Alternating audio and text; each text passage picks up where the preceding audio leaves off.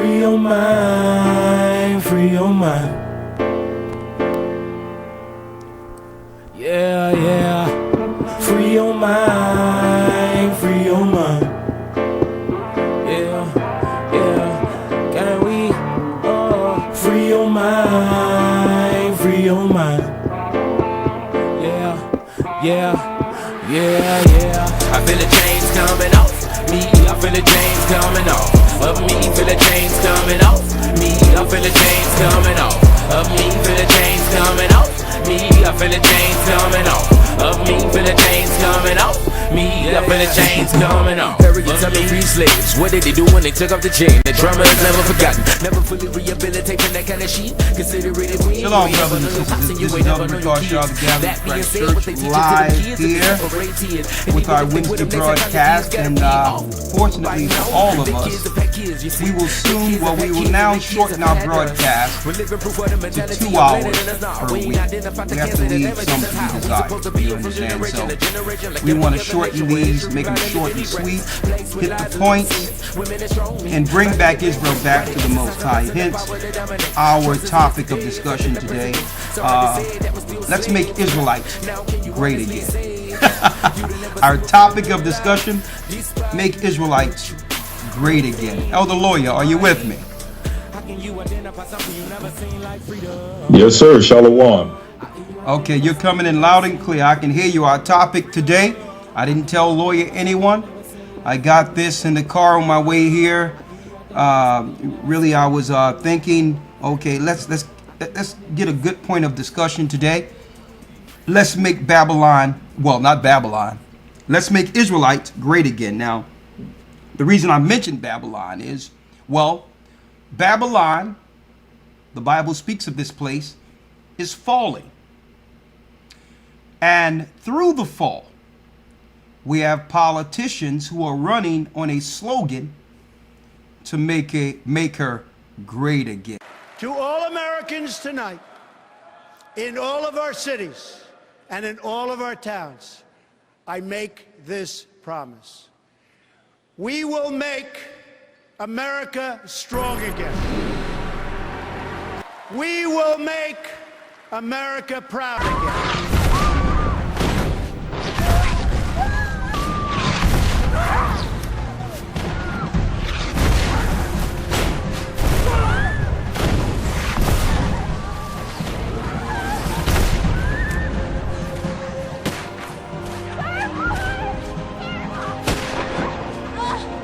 If they have to, they're going to use lethal force. I've given the okay. Yeah, if they have to, I hope they don't have to. But you know, you're dealing with a minimum of 500 serious criminals. So I'm not going to let the military be taken advantage of. I have no choice. Do I want that to happen? Absolutely not. But you're dealing with rough people. We will make America safe again. I think they're scared of us. Yeah. I think they're scared of us. Lane, the cop shot the kid, same old same. Pour out a little liquor, champagne for pain. And we will make America great again.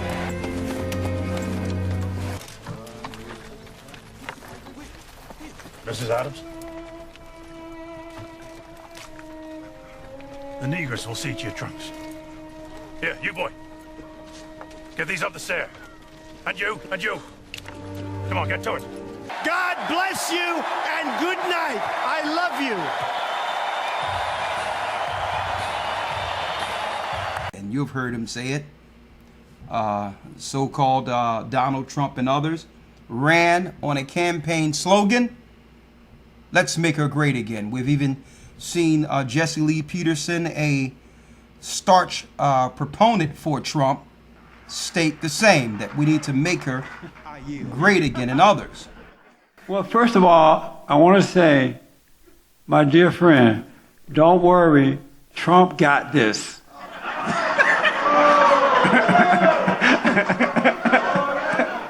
Trump got this.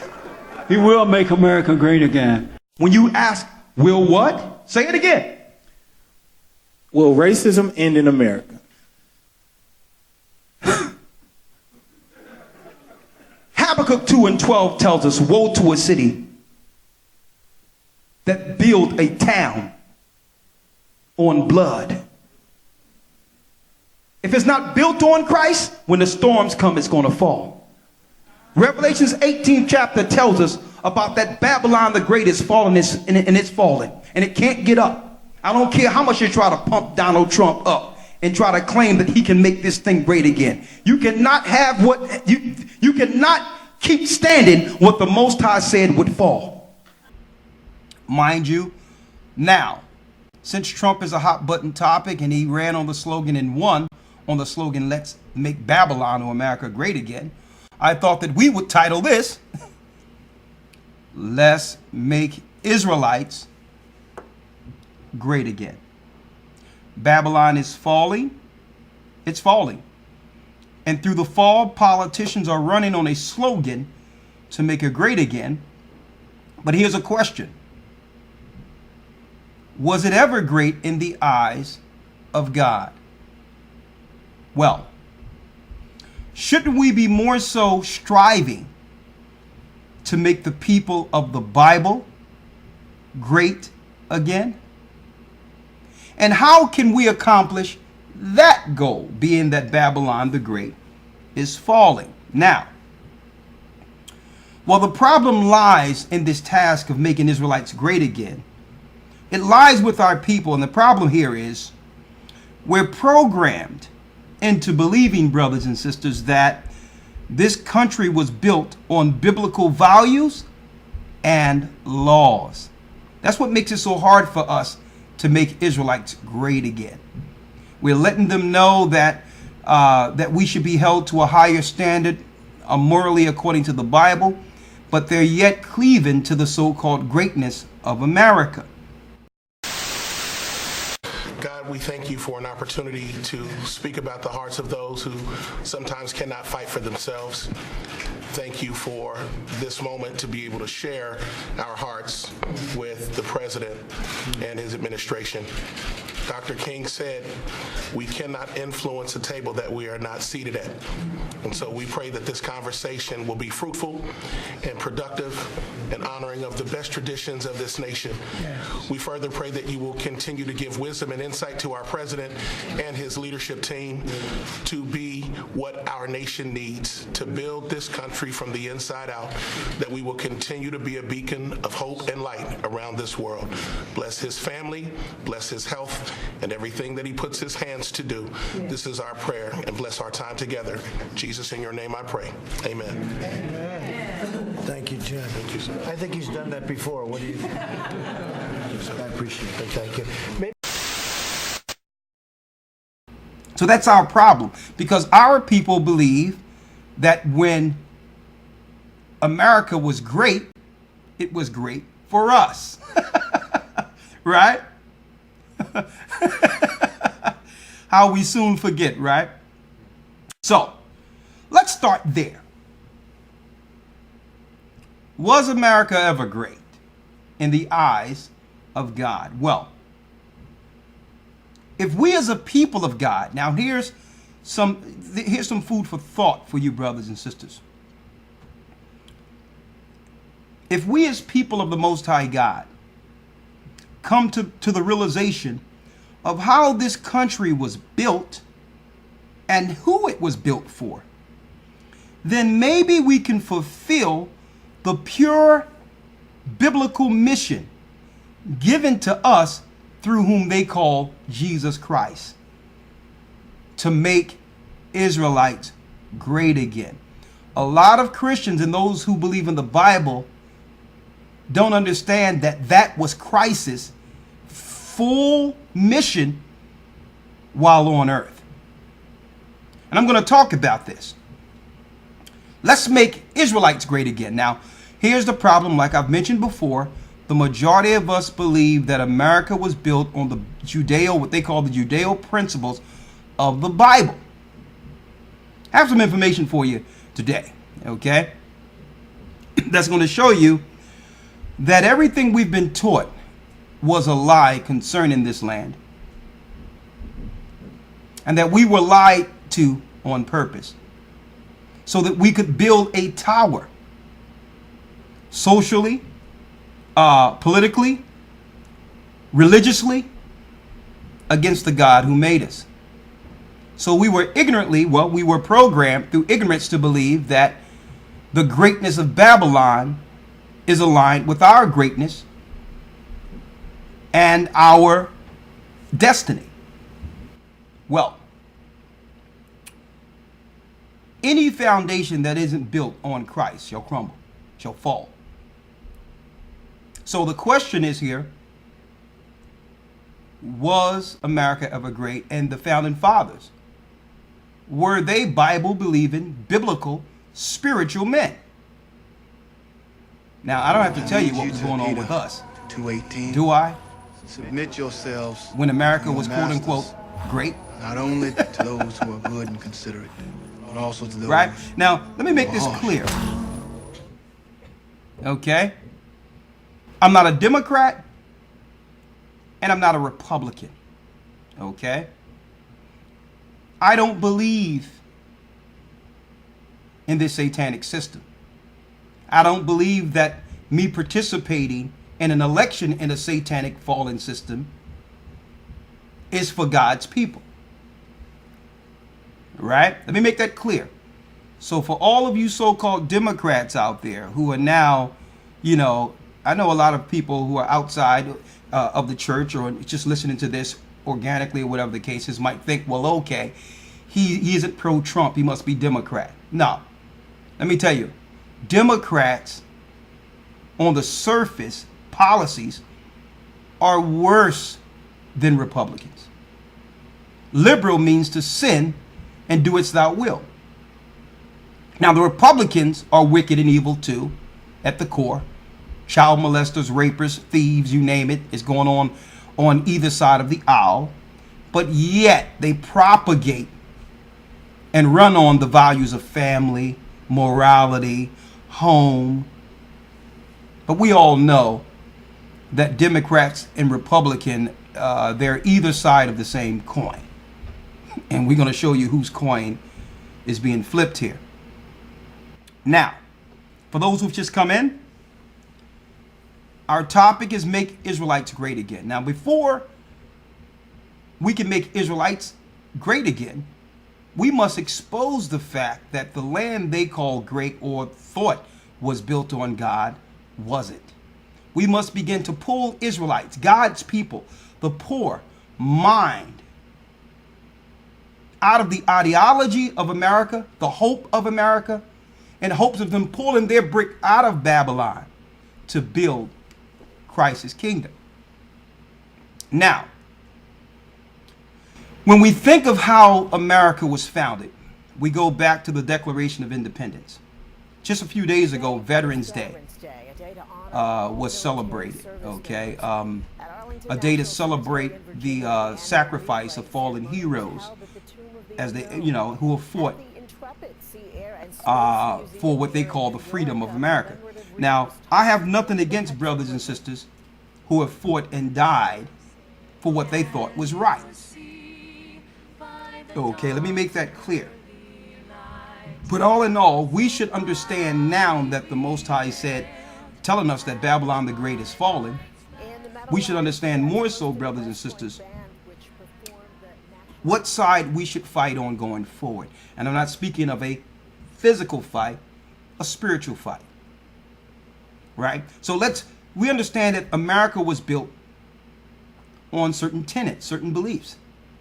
But a lot of us think that these people had the Bible with them while signing the Declaration of Independence. Well, let's go back to when America was great, if you will.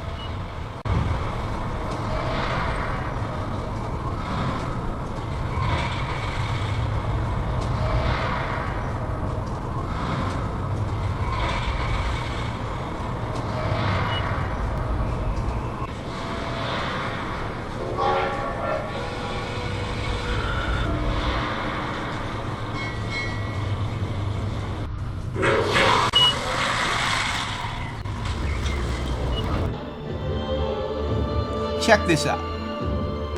One of the most influential revolutionary fathers, the man known as a scientist, a patriot, and a spy, was Benjamin Franklin.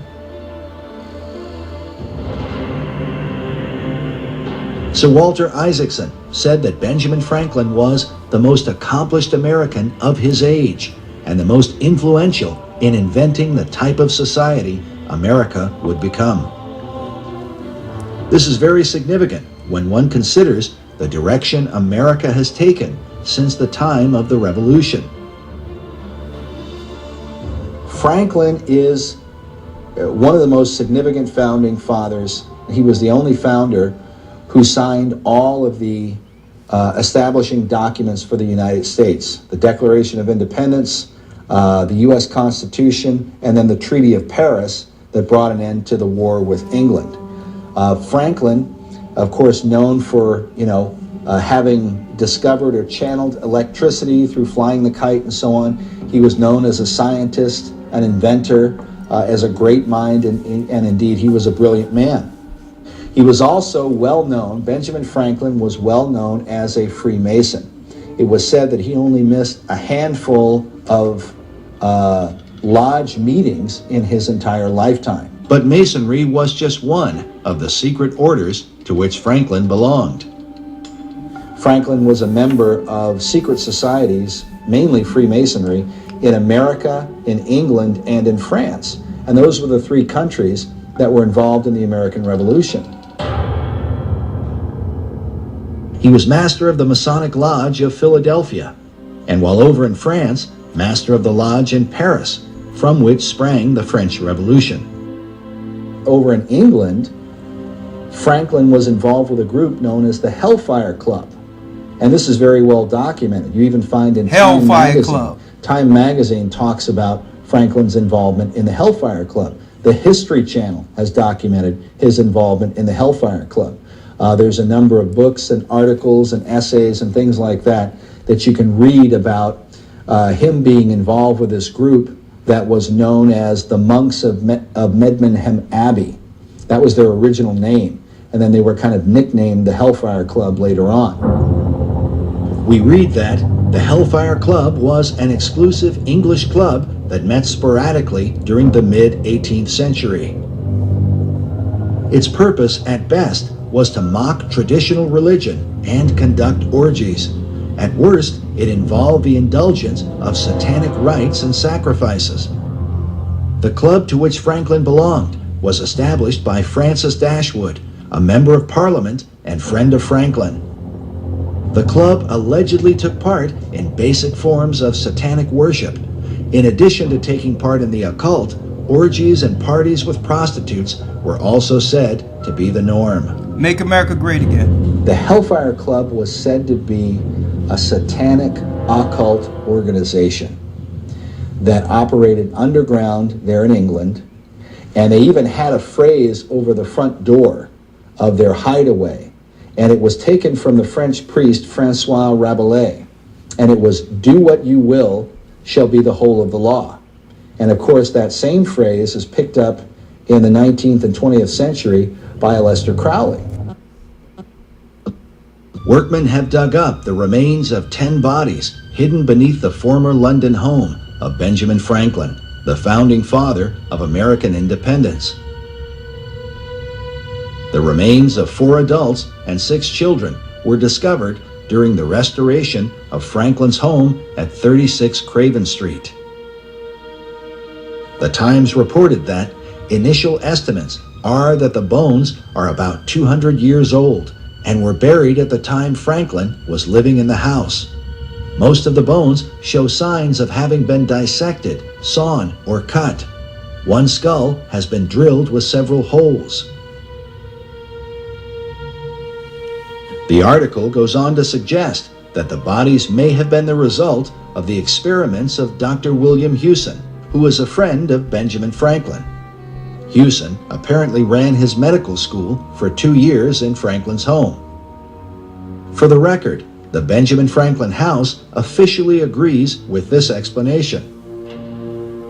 But there are others who still suspect the dead bodies may have been the result of human sacrifices conducted by the Hellfire Club. The Associated Content even published an article titled "Ben Franklin and His Membership in the Hellfire Club, Founding Father or Satanic Killer." The original Times article reported that the bones were deeply buried, probably to hide them because grave robbing was illegal. Later reports would reveal that not only were human remains found, but animal remains as well.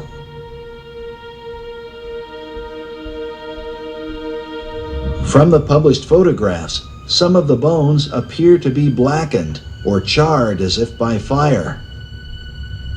It is well documented that Satanists perform ritual killings of both humans and animals alike.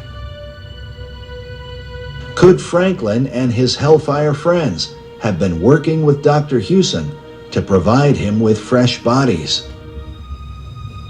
Or, if the humans were simply medical cadavers, where did they come from? And why were they disposed of like so much trash beneath the house?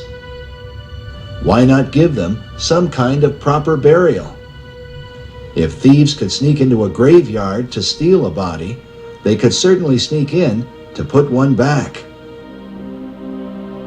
It is worth noting that Dr. Hewson developed an infection from working on one of his cadavers and died from it. In the rest of his letter, Benjamin Franklin spoke further about the divinity of Jesus Christ.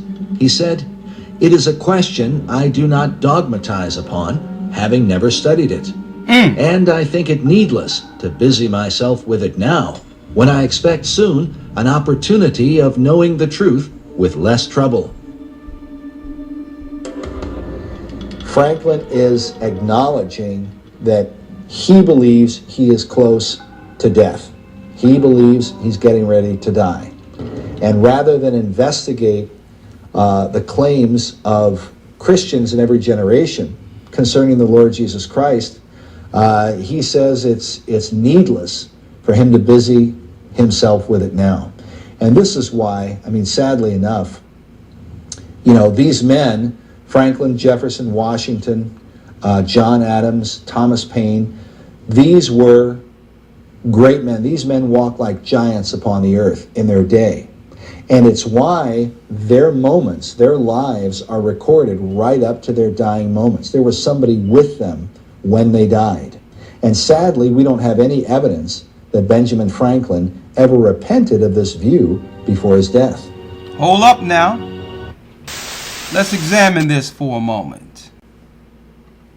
Now, let's examine this for a moment. For those who've just come in, Shalom, I'm Elder Gocc here of the Gathered Christ Church. If you've just come in the midst of this video, you've just viewed one of the so-called founding fathers, not George Washington, but Benjamin Franklin, pass as a participant, an initiate of the Hellfire Club. And we know in Philadelphia, me being raised there, that not only was bones of children found under Ben Franklin's house in Philadelphia, they was also found in connection with a Masonic hall that was connected to a Catholic church, where over 200 babies were found under the Catholic Church connected to the so-called founding fathers. A lot of these black children. Okay? Now, hold up, let me pull a lawyer in real quick. Come on. Hold on. Yes, sir. Can you hear me? Hold on, lawyer. Let me pull you in through the Bluetooth through there. You there, lawyer? I'm here. Okay. Our topic of discussion is Make Israelites Great Again. This country is fallen, but we have politicians like Trump, who's touted the term, who's coined the phrase, make America or Babylon great again. But the question I have, was it ever great? Was this ever a place great in the eyes of God? Because you have a lot of Christians holding on to the political system, what is so-called America, looking to work to make Babylon great again, when we should be focusing on Christ's mission, which was to make Israelites great again. I'm going to go into that in a moment. A lot of you don't even know that That was Christ's mission. The Bible's mission is to make Israelites great again, the people of the promise. Now, how can we accomplish this goal in making our people great again when our mind, soul, spirit, and beliefs is instilled within a country they believe was built on Judeo laws, statutes, and commandments, and biblical values? So, I thought a good place to begin, Elder Lawyer, was to go back to the Founding Fathers. Now, I could go through, matter of fact, we're going to do a whole show on the so-called Founding Fathers of America. They were straight Satanists. There's no coincidence that George Washington, his monument is in the pose of the Baphomet. They were Masons. They were straight Satanists, folks. So I thought that I would go into some history and also show the true mission to make Israelites great again as a pretext of getting to our brothers and sisters who are within these Christian churches. Getting to people. I don't know if we can ever get to a brother like Jesse Lee Peterson who believe in Babylon, who believe in the structure established under the Founding Fathers. Okay? Which are these men who established Babylon were Edomites. They were enemies of God. I'm speaking of their bloodline linked directly to the sons of Edom and the dukes of Edom in Genesis, the 36th chapter. They are against Jacob.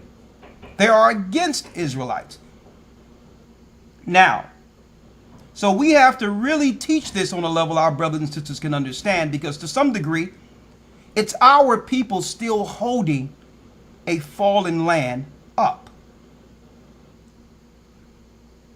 ignoring the true mission of Christ, which is what? And guess what? We're gonna have through I Am Apparel ask Elder Gocc to do some hats for us, to make some white hats that reads, "Let's make Israelites great again."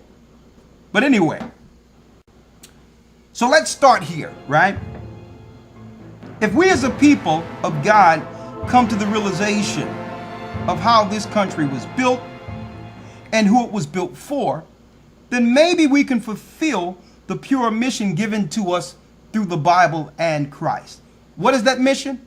That mission is for us to make Israelites great again. That's our mission. Now, let me read this in the Bible real quick, and I'll open it up for you. You can give me your opinion. I have your rock here on the other side of me. Anytime you like to chime in, your rock. Of course, I know Elder Gocc is probably listening. Let me know if you're on Skype. Gocc, I'll bring you in. Elder Gabar, any of the elders, you want to chime in, come on in. The phone number, if you like to call in, if you're not on the Blog Talk line, is 515-605-9327. 515-605-9327. Let me read this out of the Bible real quick in 2 Chronicles, the 7th chapter in the 14th verse. It reads, matter of fact, let me start at the 12th verse. And the Most High God, I'm reading out of the Bible, the King James Version Bible, and the Most High God appeared to Solomon by night and said unto him, I have heard thy prayer and have chosen this place to myself for an house of sacrifice. If I shut up heaven, there be no rain. Or if I command the locusts to devour the land, or I send pestilence amongst my people. Listen, that means if he brings some level of destruction on his people. The 14th verse. If my people, now God's people all through the Bible are Israelites, okay?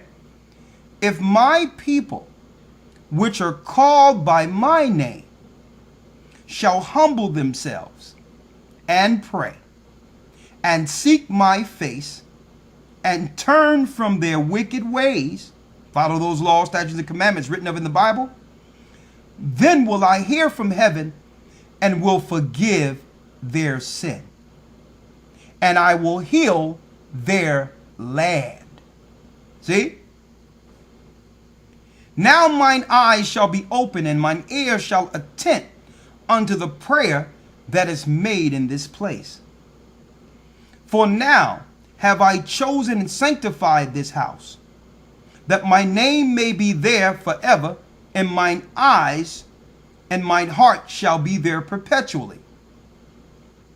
And as for thee, if thou walk before me as David thy father walked, and do according to all that I have commanded thee, and shall observe my statutes and my judgments, then will I establish the throne of thy kingdom, according as I have covenanted with David thy father.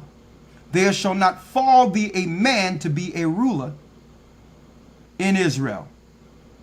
But if you turn away and forsake my statutes and commandments, which I have set before you, and shall go and serve other gods, like people serving pagan Christianity, pagan Islam, pagan New Age Asian religions.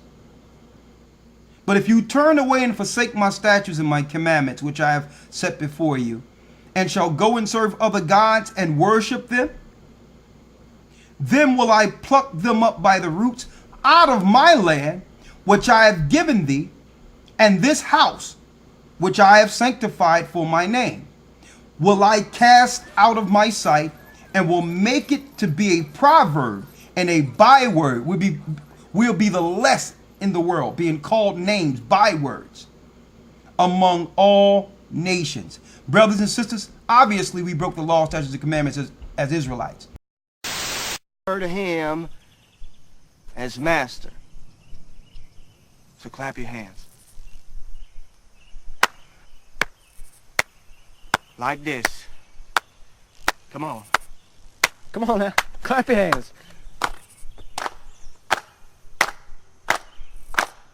Nigga run, nigga flew, nigga tore his shirt in two. Run, run, the paddy roller get you. Run, nigga, run, well you better get away. That's right, like you mean it. Nigga run, run so fast, over his head in a hornet's nest. Run, run, the paddy roller get you. Run, nigga, run, well you better get away.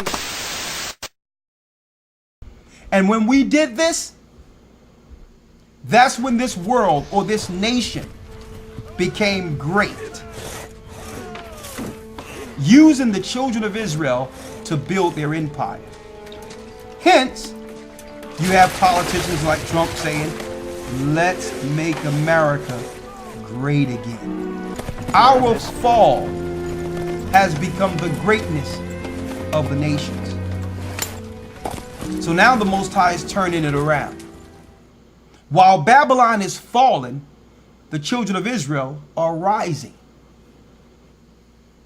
And it's our mission to do the contrary to what they're claiming. Okay? Not to make Babylon the great, which is falling great again, but to build the people Christ died and sacrificed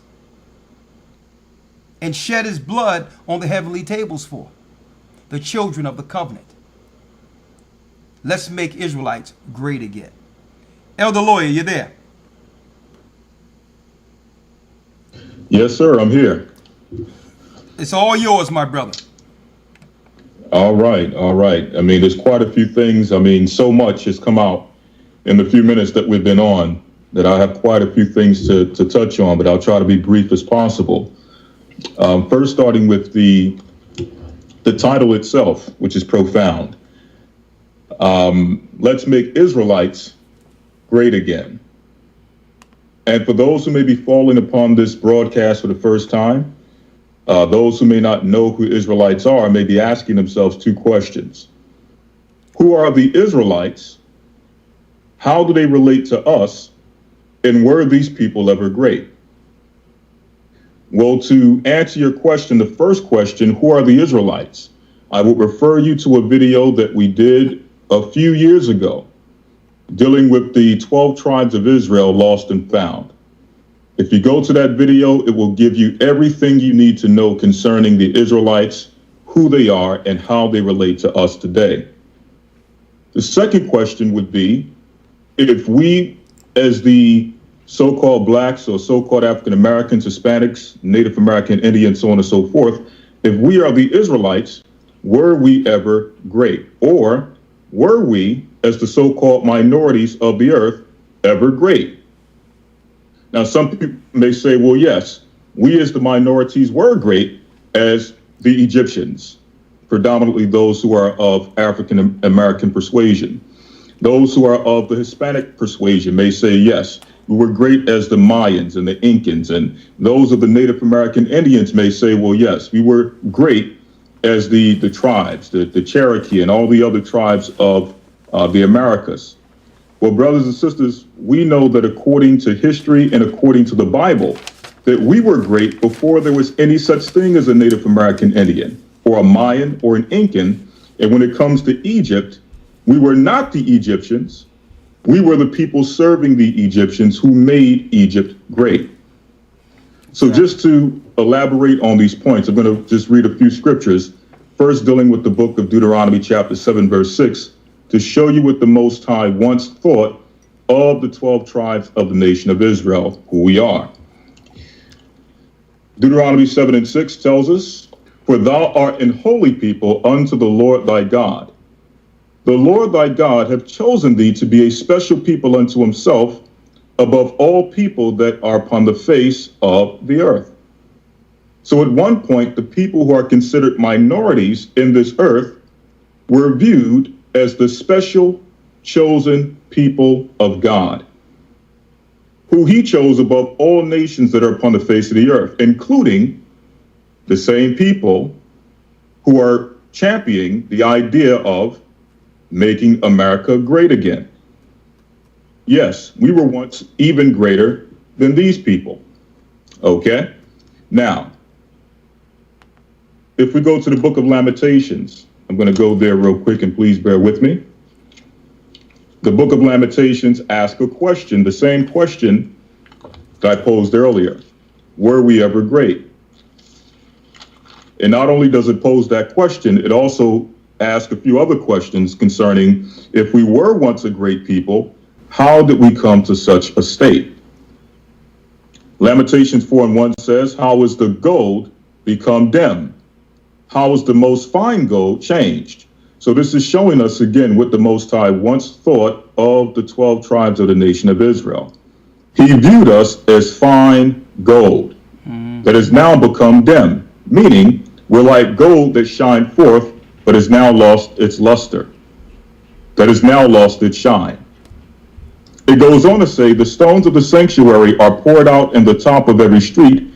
The precious sons of Zion, whom we are, comparable to fine gold, how are they esteemed as earthen pitchers, the work of the hands of the potter?"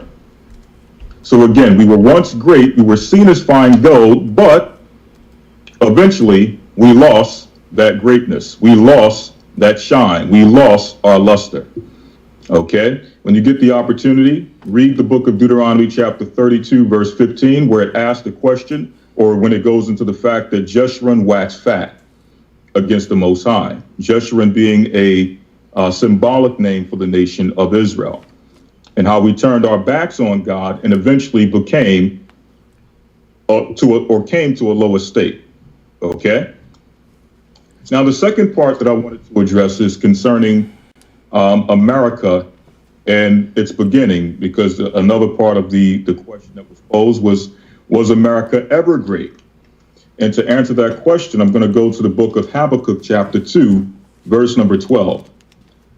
"Woe to him that buildeth a town with blood, and establisheth a city by iniquity." So for those who are listening, if you don't know, the Bible identifies America as Babylon the Great. Okay? And according to not only the Bible, biblical prophecy, but also according to history, we know that Babylon was established how? Through bloodshed. Whose bloodshed? The bloodshed of the nation of Israel. Okay? Now, one more scripture here in the book of Nahum to show you also other aspects of Babylon's beginning.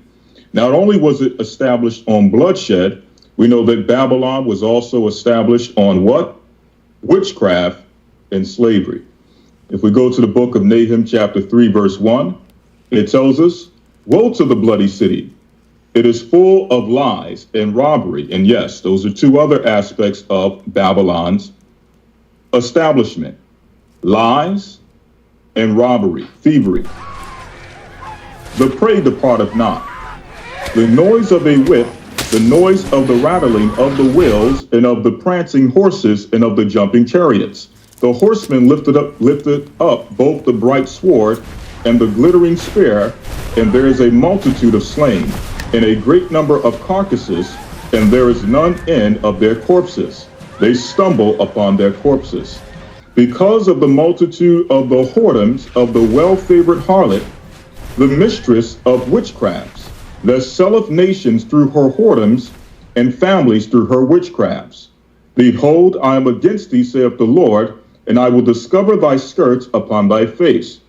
So what does that mean? It means that eventually the truth concerning Babylon's establishment, the truth about how Babylon began, will eventually be exposed, as we're doing tonight on this radio broadcast. We're showing you that this place was established on witchcraft, lies, robbery, bloodshed. It says, "Behold, I am against thee, saith the Lord. I will discover thy skirts upon thy face, and I will show the nations thy nakedness, and the kingdoms thy shame." With that, I'm going to turn it back to you, Elder Gocc. Great point to Elder Lawyer, and I'm sure the other elders want to come in, but I wanted to drop this. A few things came to mind while you were speaking, Elder Lawyer, and all praises be the Most High, Bashim Shai Rawak. I would like to welcome you, brothers and sisters that have just come on through our YouTube stream, and the brothers and sisters who are here through Blog Talk.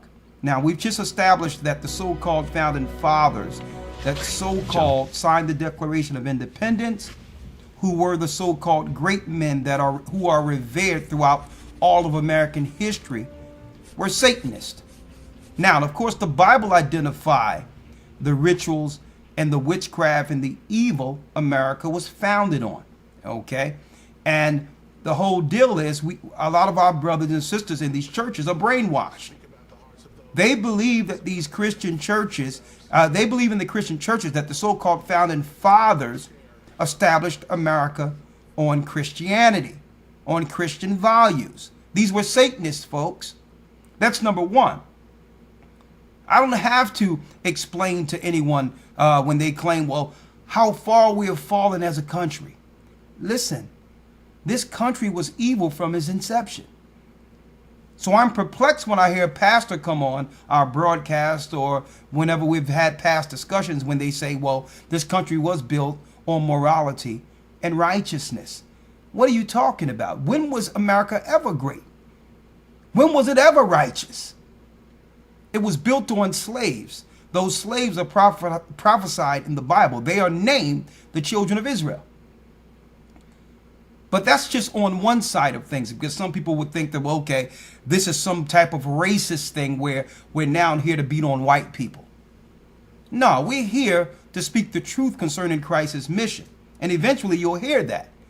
But for anyone who come here to think that it's about white people, I'm glad Elder Lawyer touched on the black part of things, because when it comes to our people being Egyptians and the conscious community or whatever the case is, they're touting the line that we were once great as Africans.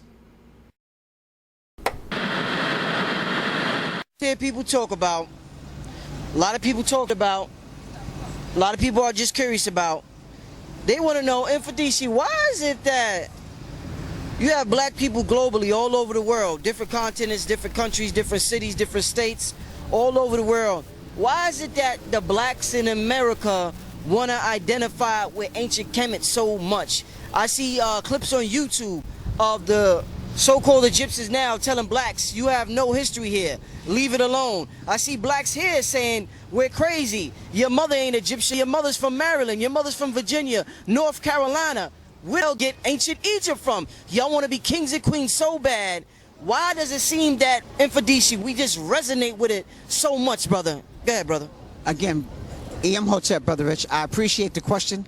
If I understand correctly, you want to know what is the spiritual, emotional, physical connection between Africans in America with ancient Kemet. Right. More so than almost any other Africans on the diaspora. Yes, yes. Well, first of all, I need to say right now there's a wave of ancient Kemet all around the world. So yes, there are even brothers in Africa now who are beginning to tap into this energy because they realize that they have a connection with the Happy Valley.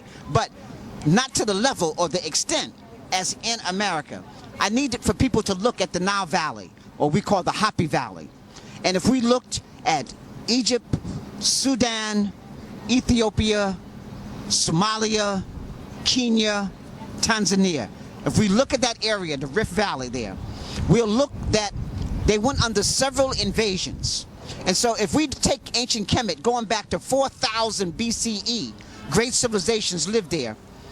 You had these encroachments. So you had a Hyksos invasion, right, about 2000 BCE, a little after that. Okay. Well, I can name some great people here in America who are black, but that doesn't mean that this place or these people were great according to the Most High God, according to the Bible. And I wanted to read this because a lot of brothers and sisters go back and say we were great in Egypt, we was great in Africa, and we were great. And they use it as a selling line to get brothers and sisters out of the Bible into some black madness. Okay? But the reality is this. If we were so great, how did we fall?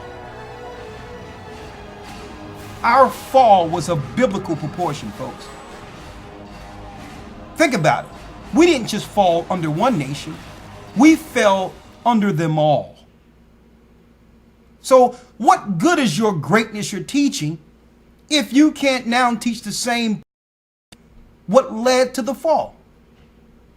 Now, speaking of Egyptians, let me read this out of the Bible real quick, if I may. Follow me. And this is why most of these so-called black conscious people, these so-called Egyptologists and others, they hate the Bible. Because it identifies their con. It identifies the intents of their heart as evil. They're not here for solutions.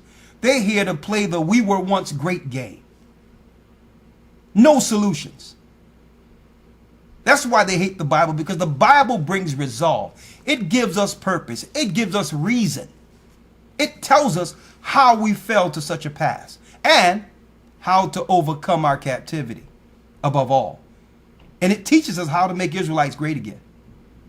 Let me read this. I'm in Ezekiel 16 and 25. Let me start there. For those out there who claim to be Egyptians and all this. We once followed the ways of the Egyptians, folks. Listen to this. It says here, Thou hast built thy high place at every head of the way, and hast made thy beauty to be abhorred, and hast opened thy feet to everyone that passed by. Speaking of God's people, Israelites. Right? Listen to this. 26. Thou hast also committed fornication with the Egyptians. The Most High punished us for committing fornication.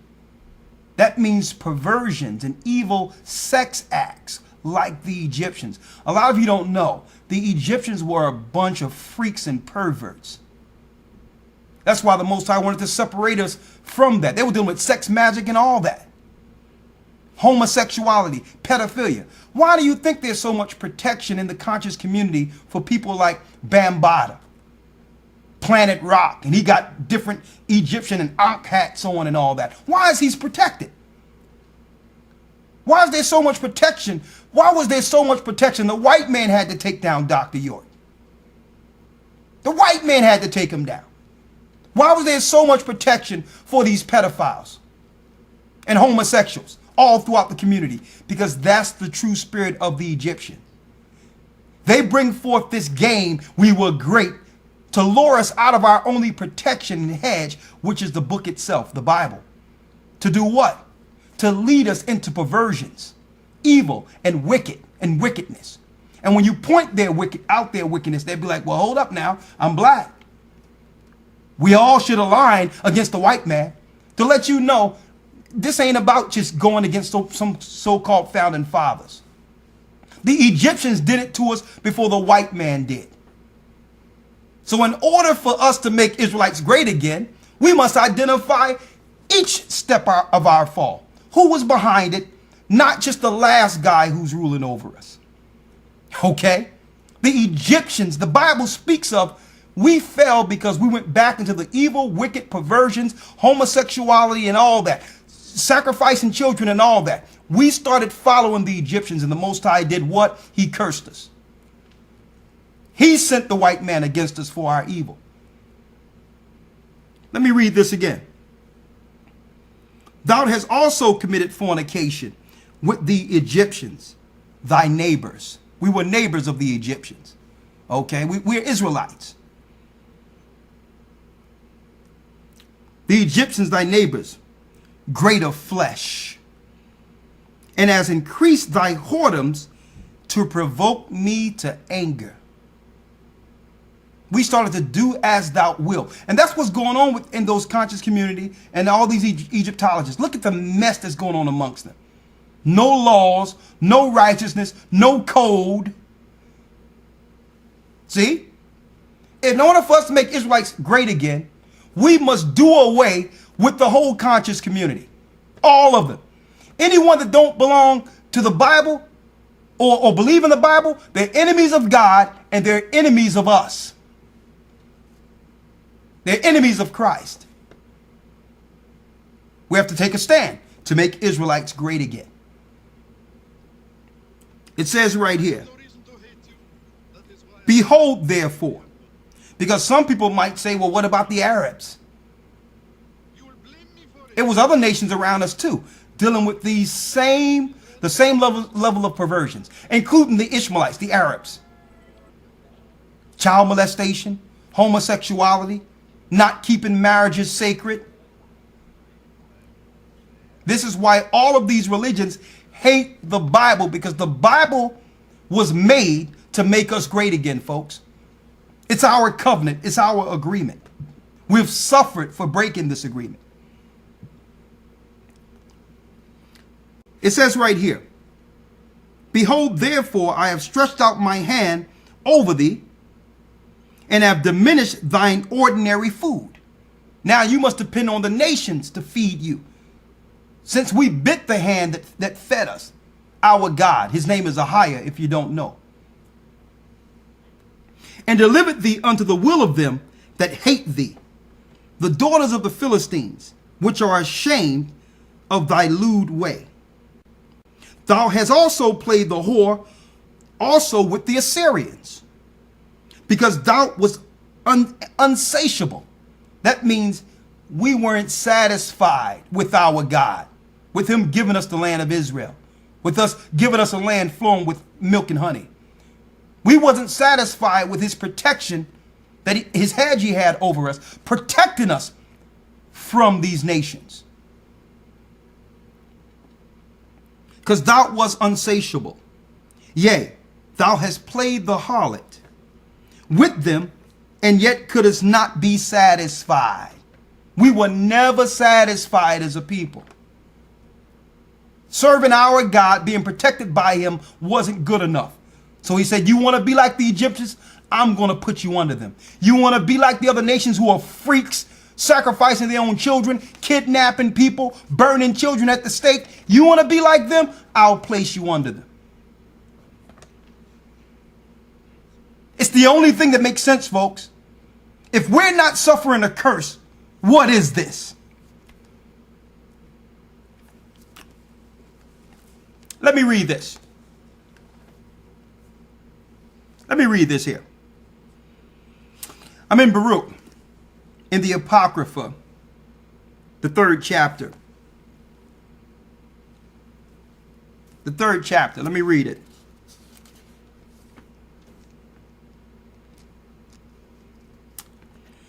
Let me start at the 4th verse. O Lord, Almighty, thou God of Israel, hear now the prayers of the dead Israelites. Listen to this.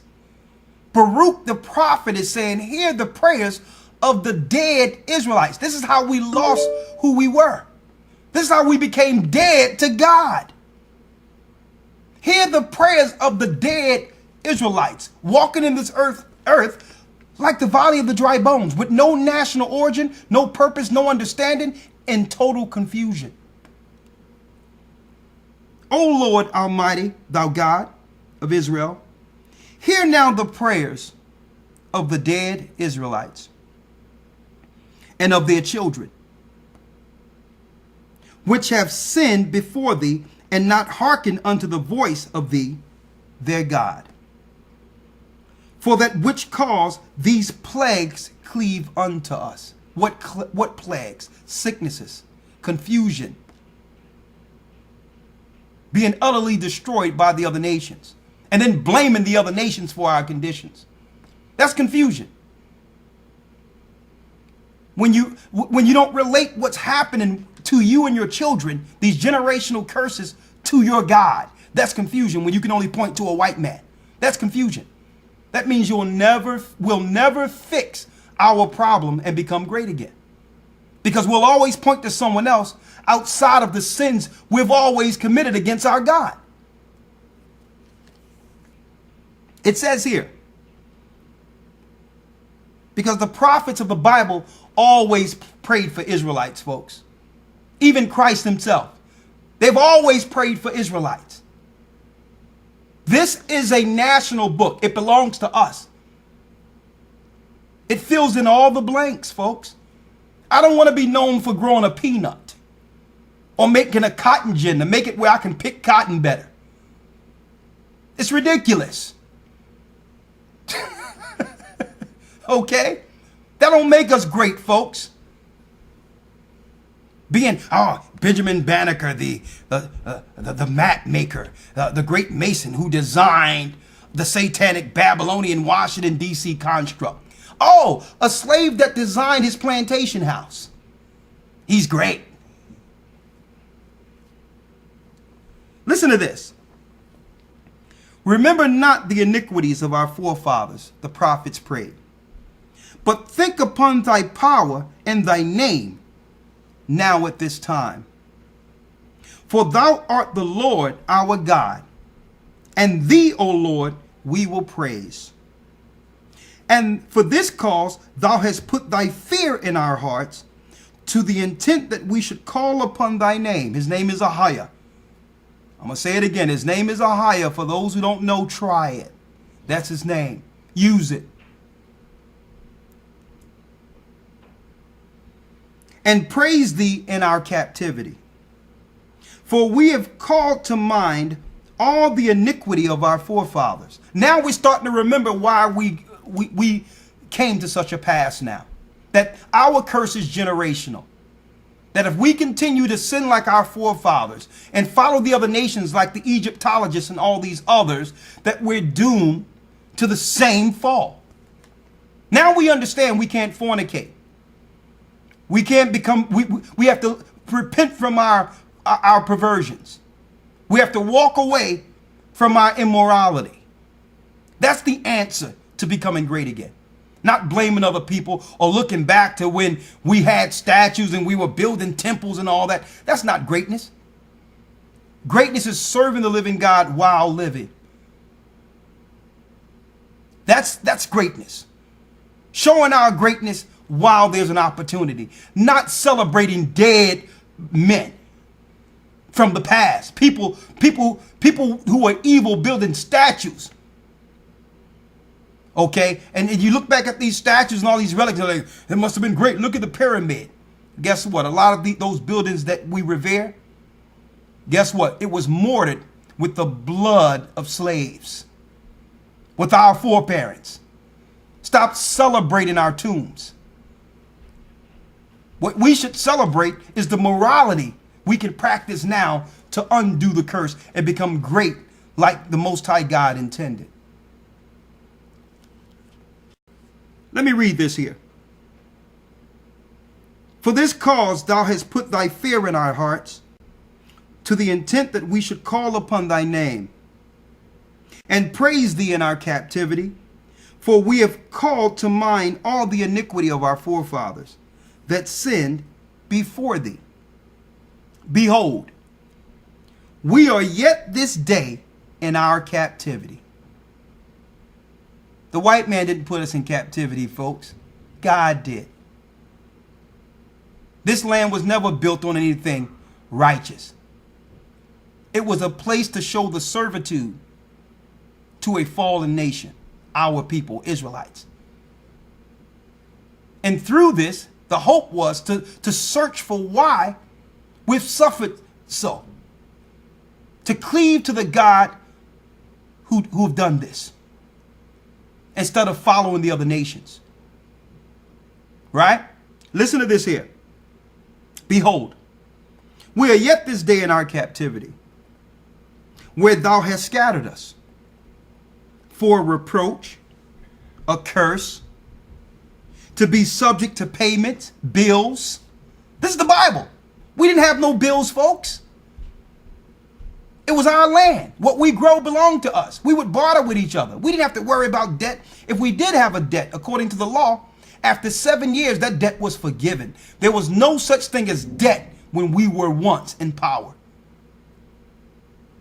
It's a curse. Behold, we are yet this day in our captivity, where thou hast scattered us, for reproach and a curse, and to be subject to payments, according to all the iniquities of our fathers, who departed from the Lord our God. Is there anything else that makes sense, more sense than this, folks? Of why we're in such a condition right now and continue to suffer the curses? Why we're so sick, divided, dejected, the other nations just ruling over us? And that's why I said a couple of weeks ago, I don't want to hear nothing of what a Gentile Christian have to say concerning the plight of my people, the people of the Bible. A Gentile Christian can't tell me nothing about my condition. I already know about Christ. I know about Christ now. I know he's the Savior. I know his blood was shed for the remission of sins. I know I must be baptized and receive the gift of the Holy Spirit. I know all that. So unless you got more than that, you can keep that, Gentile. You can give us nothing outside of that. But you're not giving us Christ's true mission, which is what? To make Israelites great again. And that's your problem. That's your problem. Okay? And of course, we're going to touch different parts of this, different angles of this particular topic. Okay? Now, we have about, we have about an hour before the broadcast is done. We're going to cut all broadcasts to 2 hours. Okay? 2 hours a week. We're going to just hit it, quit it, pray out, and get ready for the Sabbath. A few days in preparation for the Sabbath. So no more 4-hour broadcasts. We're going to hit it and quit it. We're going to put the truth out there, let you chew on it, and then come back next week with the broadcast. But our broadcast today, make Israelites great again. Babylon the Great, America, is fallen. And through that fall, we have politicians who are running on a slogan to make her great again. But was it ever great? According to what we've just shown you, no. The founding father of America were Satanists. They were Edomite Satanists. Had nothing to do with God. Okay? Now, and if they were Christians, they were pagan Christians. Christ didn't celebrate Christmas, neither did the disciples. Christ didn't set up Sunday worship, neither did the disciples. So if they were Christians, they were pagan Christians. The Israelites aren't pagan. We have our own laws, statutes, and commandments, and holy days we follow outside of the heathen. And the only reason a lot of our people are following Christmas and these other so-called holy days is because we have learned the way of the heathen. Okay? We have politicians running on the slogan, let's make America great again. But was it ever great in the eyes of God? No. As you can see, Benjamin Franklin was sacrificing and killing children. The same time he was signing the Declaration of Independence, probably in blood. These were Masons. That's why Christ told us that we are not to swear on heaven or on earth. Okay? Then what is that swearing when you do the precepts? These secret oaths that these particular fraternities and secret societies are making with Satan against the kingdom of God. You're not supposed to swear an oath with man and make a pact with man. See? Swear not. That's what the Bible means by that. It's these secret oaths, like your Freemasons, like your Skull and Bones.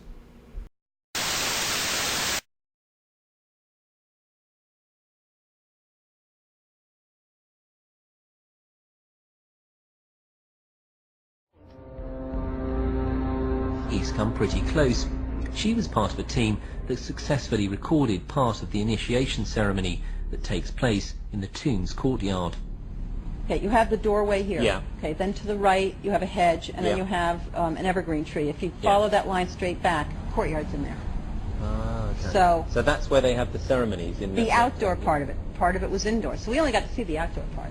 Right. We only got to and to listen to the outdoor part. God only knows what went on indoors. And what did you hear? What was it you know? You managed to get this unique it was access to disgusting. It was gross. I mean, they were pretending to murder people. And what was the tone of it, though? Was it jokey or was it quite... No, it wasn't jokey at all. It was sick. It's about the only way I can describe it. It was sick.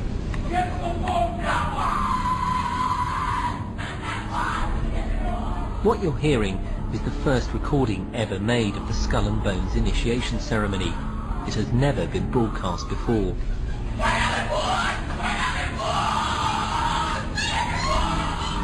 15 new members of the club are being introduced into the macabre rituals of Skull and Bones by the senior students who are about to graduate. The club has what some might see as a strange fascination with death, skulls and bones. There's the chants too, difficult to hear first of all, but including the devil equals death, and death equals death.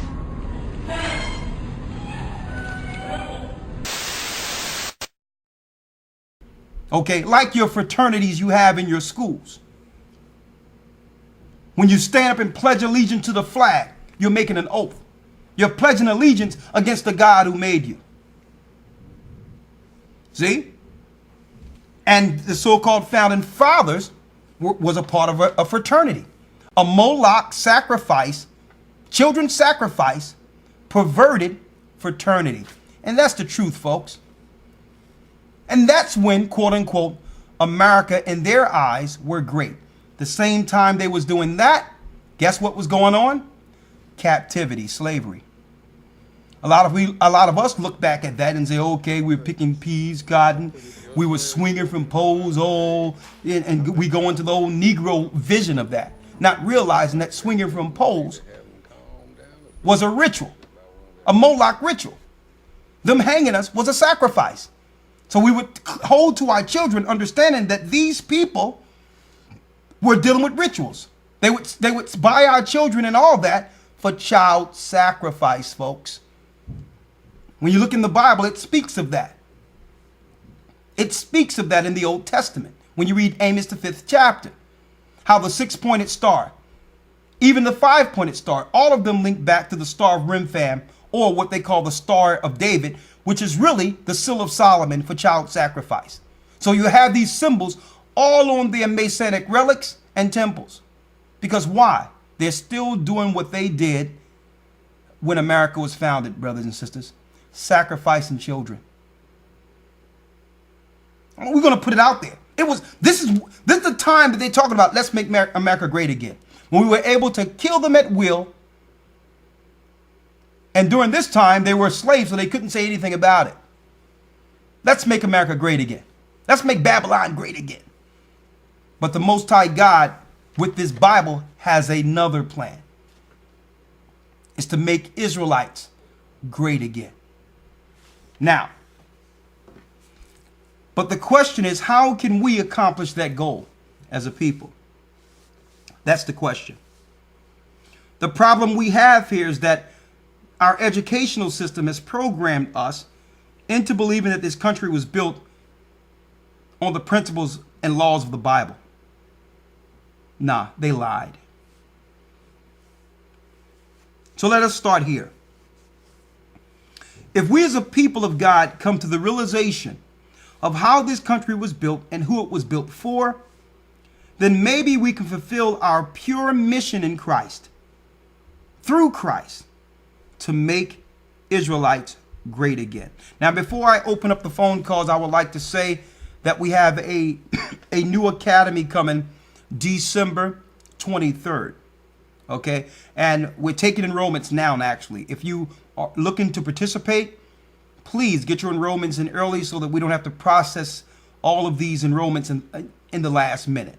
We have enough time, December the 23rd, between now and then, to get the enrollments in. Okay, it's only $50 per month, and it's more information in one lesson than you've learned all your years in a Christian church or any other religion. We start the first week with the creation of the universe. Okay. It's a spiritual field lesson, and we have 12 weeks of them. So if you like to be a part of that, and also you're helping the church with that, and helping us set up other churches and getting this word out, you can send an email to gatheringas1, that's the number 1, at AOL.com. Gatheringas1, the number 1, at AOL.com, or go to historytimes.org. Okay, you can enroll right there on historytimes.org, or go to gatheringofchrist.org. Go there where it says Academy. It'll take you to the page in which you can actually enroll, and eventually we'll give you your welcome packet and invite you into these classes. There's no classes on earth, biblical classes like this, okay? And you are invited. I would also like to say that we do have a headquarters here in Pennsylvania. If you'd like to help us with this, get this thing rolling before December 1st, sending your donations to help us build this up. Okay, this is how we can centralize the church and get everything in order in preparation for what's to come. Okay, so we need construction. Matter of fact, you don't have to worry about us saying that we're going to do something. I see people talking about there's a school that's coming and all this crap, and they promising things that ain't coming. We say we're going to have it open or at least finished by December the 1st. Believe me, we just got the building. By January 1st, January 1st, we're going to have it done. We're not going to put out no veiled promises of a building or something for our people and with empty promises like a lot of these people in the conscious community, okay? But we're going to need your help, okay? I went to see it today, and I see we got to do, me and Rock seen it. We're going to do some sheet rocking. We're going to get some things together. We're going to get the materials and make it happen. Okay, we need to centralize things and get this truth out there. Get out there with the all white on, have our brothers and sisters dressed up, and guess what? Make Israelites great again. Okay, so you can donate online through historytimes.org or send an email to gatheringas1@AOL.com, or you can send check or money order to Gathering of Christ Church, and it's 2000 Hamilton Street. 2000 Hamilton Street, Philadelphia, PA, 19130. Okay, 2000 Hamilton Street, P.O. Box 946. Okay, 946.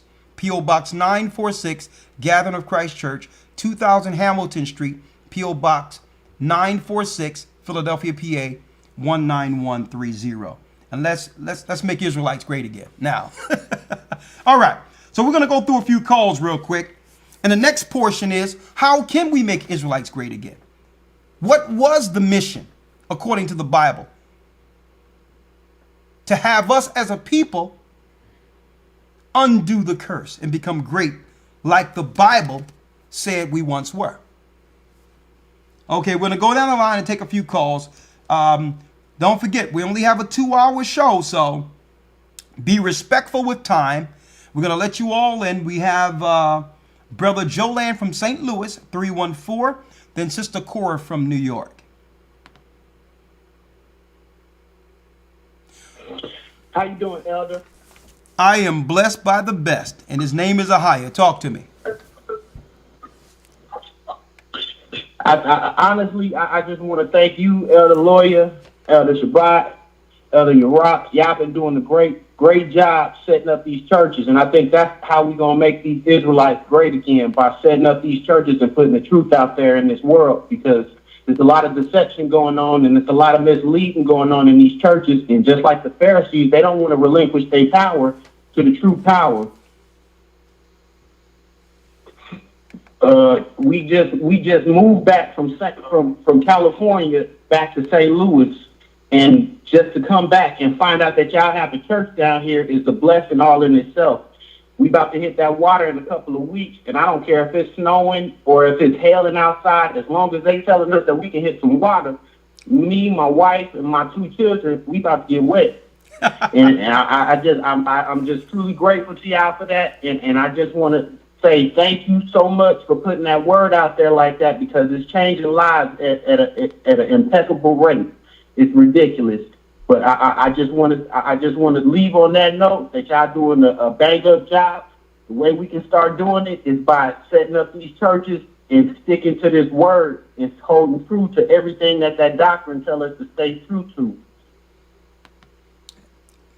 Brother, great point. Brother, great point. Thank you, Brother Jolan.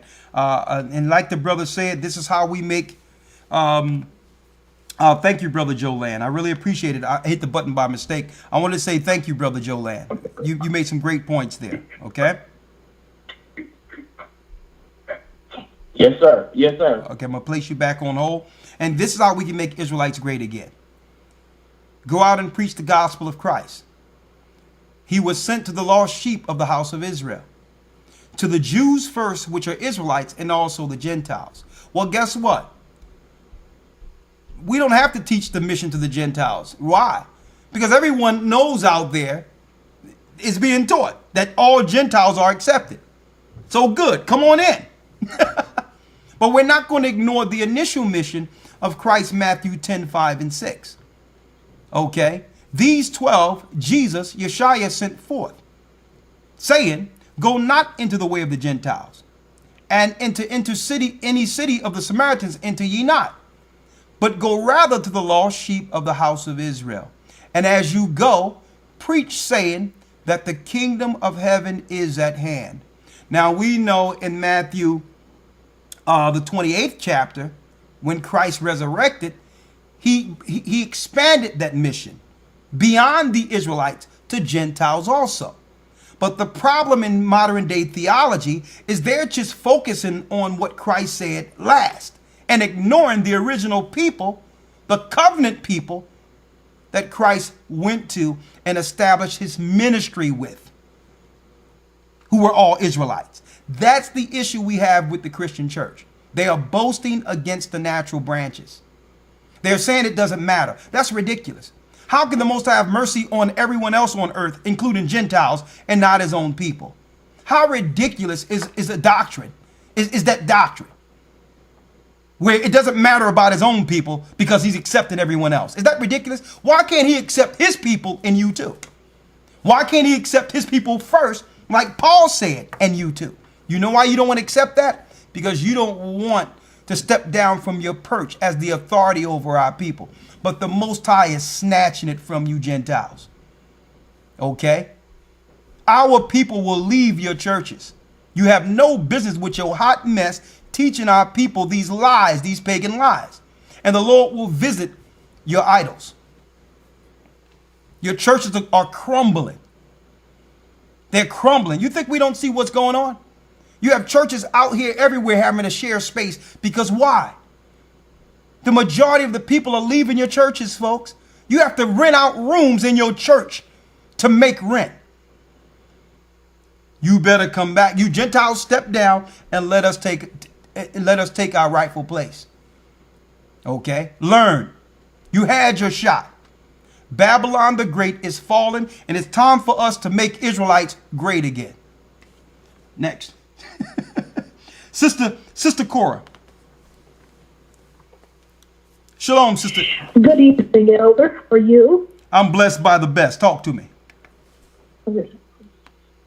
Okay. Well, as opposed to how can we make Israelites great again? Well, we won't be great again until we all get united. No, so they say united we stand, divided we fall. Everyone has to come together and obey the laws. And until that happens, we won't be great again. I mean, I have told my family what I have learned from watching your videos. I have a 17-year-old granddaughter. Oh, I didn't know the Bible is true. I don't want to hear this. I mean, she does not want to do anything like with following the laws. She doesn't want to hear about our heritage. I said, this is your heritage. You need to learn about it. Well, I'm not Israelite. She belongs, she goes to, back in St. Louis, she was attending, one of the churches there. She was in praise dancing and everything. When she goes back to St. Louis to visit, she wants to visit that church, but she's stuck in that mode. She doesn't want to learn about the Hebrew way of life. My family wants to still observe pagan holidays. They're planning on Thanksgiving now. And they asked me, where are you going to go? I said, no, I'm not going. Well, what are you going to do on Thanksgiving? I said, I'll eat a peanut butter sandwich. But until, you can get everybody out of that mode, I mean, we'll never be great again. Great point. Great point, sister. Great point. Let me put you on hold. And exactly. We have our people who are looking to relish in the traditions of the so-called founding forefathers. What about the traditions of our forefathers? Abraham, Isaac, Jacob. What about their traditions? Do you know what you're celebrating with Thanksgiving? You're celebrating the death and massacre of hundreds of North American Indians that day. You're saying, well, I'm not doing it because of that. This is a time where I'm offering this for my family. But guess what? You're doing it in the spirit of those sacrifices that was made to Satan, of your own brothers and sisters. A lot of you have Native American blood, Gadite blood running through your veins. You think those brothers and sisters that were slaughtered on Thanksgiving would like you celebrating their death as a tradition? Someone coming to your house while you're eating Thanksgiving and slaughter you. Just say something happened and you get slaughtered on Thanksgiving, and then 20, 30 years later, you have someone out there making that a holiday. How would you feel? You sit there with your family saying, I got the turkey over here. I have the stuffing over here, the collard greens, mashed potatoes. I'm getting hungry. But anyway, we have the candy yams. We got the mac and cheese. And we have the cranberry sauce, which represents the blood of the Indians. We have this there, and then somebody come in your house, and then they harm you, God forbid. But then 30, 40, 50, 100 years later, after you've been totally destroyed, your family cut out, someone somewhere is celebrating that as a tradition. See? So how do we make Israelites great again? I'm glad she brought up that point. Are you willing to walk away from American values and traditions, which is satanic at its core? Because their values are no value at all. It's no substance according to the Most High. Are you willing to walk away from your traditions and sacrifice that tradition? It doesn't matter if it was handed down to you from 3 or 4 or 3 generations or since slavery, because that's when it was handed down to you from. Are you willing to break that traditions for what? For the loyalty and love of your forefathers, the people of the Bible, and start a new tradition for your children? Why not have clean food that you can make up? And you know no one can cook like our people. Why don't you make that food up on Passover, Feast of Unleavened Bread? A lot of you don't even know what that is. Yes, those are holy days written of in the Bible. Memorial blowing of the trumpet. Make Sabbath a special day instead of Sunday, the worship of the sun, the Babylonian day. But I digress. You want to make Israelites great again? Follow the law. Drop this world's, the heathens' traditions. Great point. Okay, that was Sister Cora. We have Brother V from Louisiana. Hello? Shalom, you're live. Hello? You're live. Hey, how you doing, Elder? Blessed by the best, and his name is Ahia. Talk to me. All right, in Romans 11:11, I was wondering, did how you make the Israelites, try to make the Israelites envious, or was it the apostles bringing a message to make them envious, to come back to the Most High? Isn't that one and the same if the Most High set up the apostles? Well, when you put it like that, men have their own minds, so it kind of confused me a little bit. Well, it's not confusion at all. When he set up the disciples, he said, I would make you fishers of men, right? Right. So if you're trying to catch men or catch something, you're not gonna use the same bait. Some of the fishes swim low next to the rocks. You need a greater weight for that. Some of them, go in streams where you need a net because they're together in schools. So you need a net.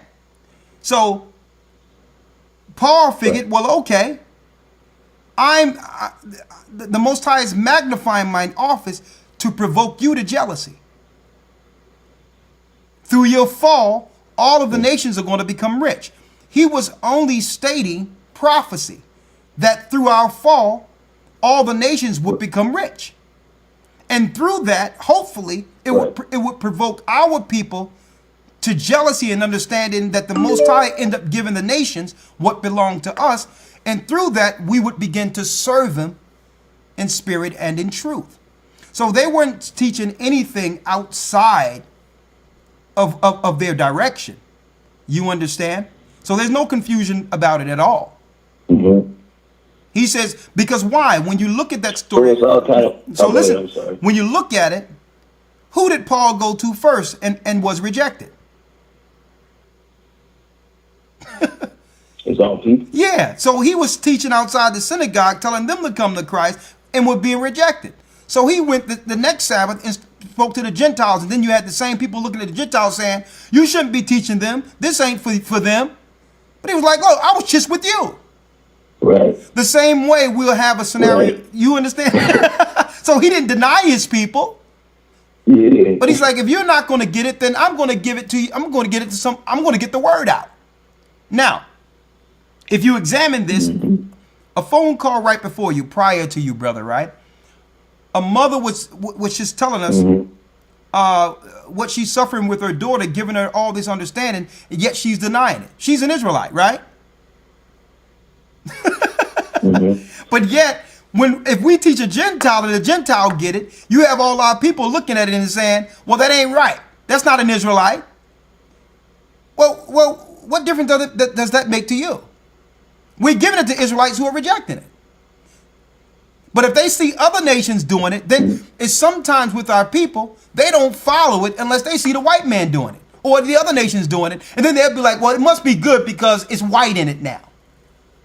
So as long as they get it, who cares how they get it? As long as they receive it, brothers and sisters, that's the point. As long as they get it. So okay, I got you. You got it? Okay. Yeah. All right. Thank you. All right. Thanks, Ed. You're welcome. Let me put you on hold. Shalom. Shalom. Elder Lawyer, do you have any other points before I go through some more of the calls? We only have about 41 minutes before the broadcast ends. Yes, sir. Yes, sir, I do. Okay. Going to the book of Romans, the 8th chapter and the 19th verse, it tells us, for the earnest expectation of the creature waiteth for the manifestation of the sons of God. For the creature was made subject to vanity, not willingly, but by reason of him who hath subjected the same in hope. So in other words, going back to verse 19, it tells us that creatures wait for the sons of God to be manifested. So in other words, the creatures are waiting for the Israelites to become great again. The creatures are waiting for us to be restored to our position. Jumping down here to verse 21, it says, because the creature itself also shall be delivered from the bondage of corruption into the glorious liberty of the children of God. So not only are we waiting for Israelites to become great again, the creatures, the fowls of the air, the beasts of the field, and the fish of the sea, they're all waiting for our manifestation as the true sons of God. Also, the book of Ezekiel, chapter 37, if I can just read a few verses from here, to show you that, yes, the Israelites will be made great again. And it's through taking heed to the spirit of prophecy and taking heed to the commandments of the Most High.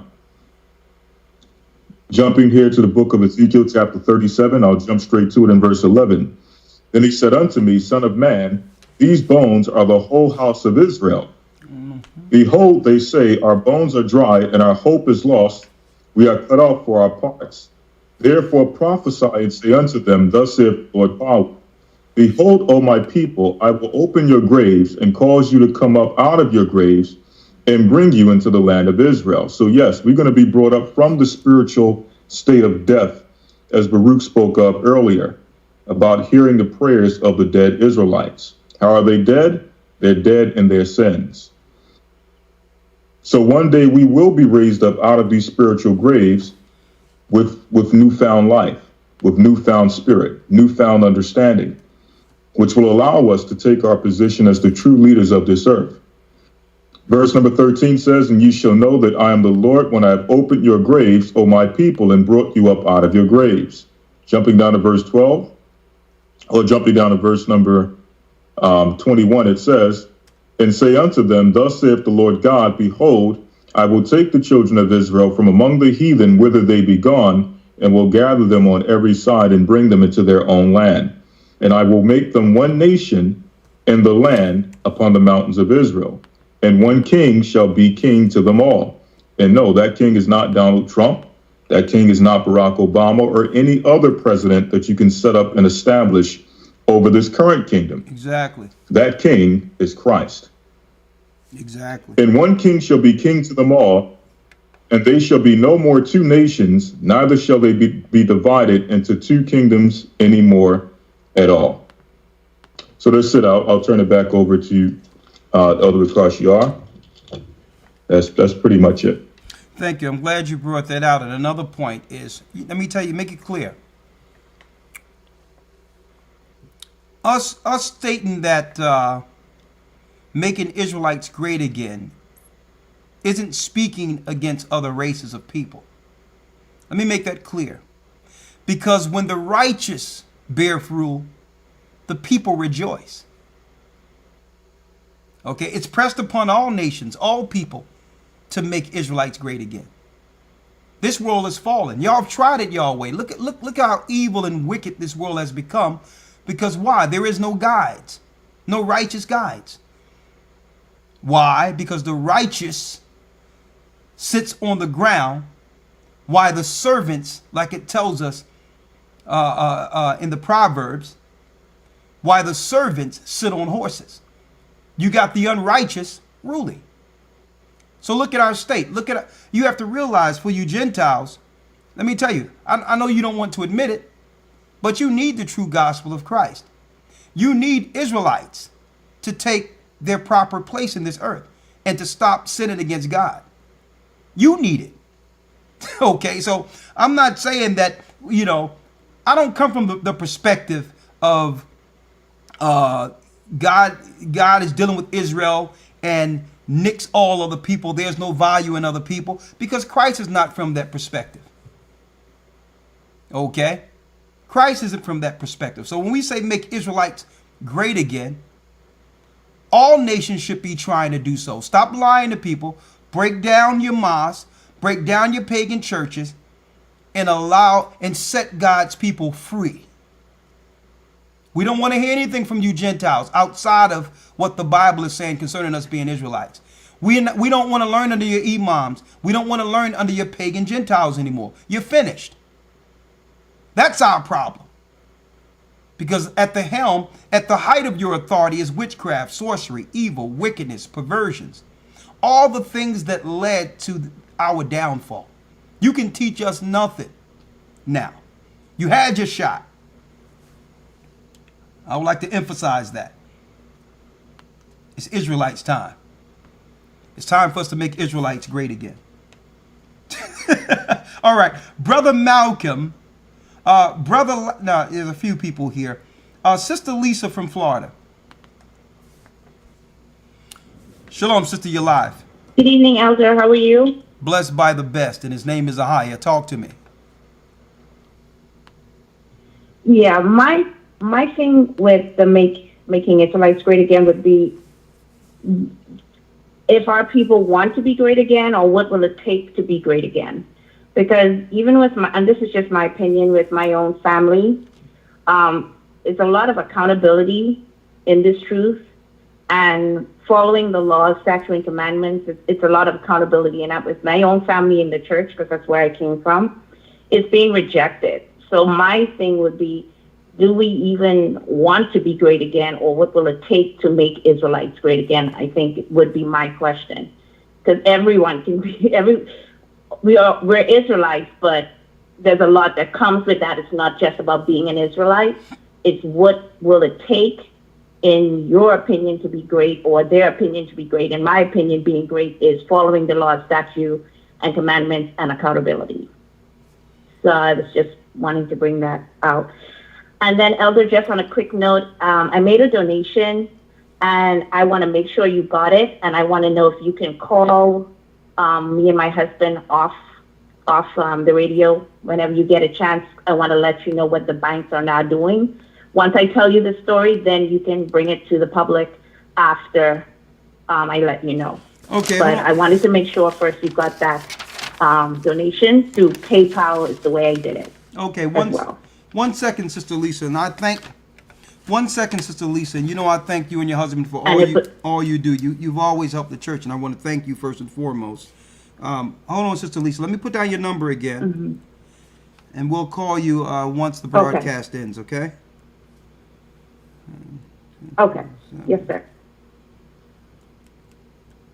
Okay. All right. I got your number, sister. I'm gonna place you on hold. We're gonna call you back a little later. Okay. Thank you so much, sir. You're welcome. Thank you, Bless sir. you. All right.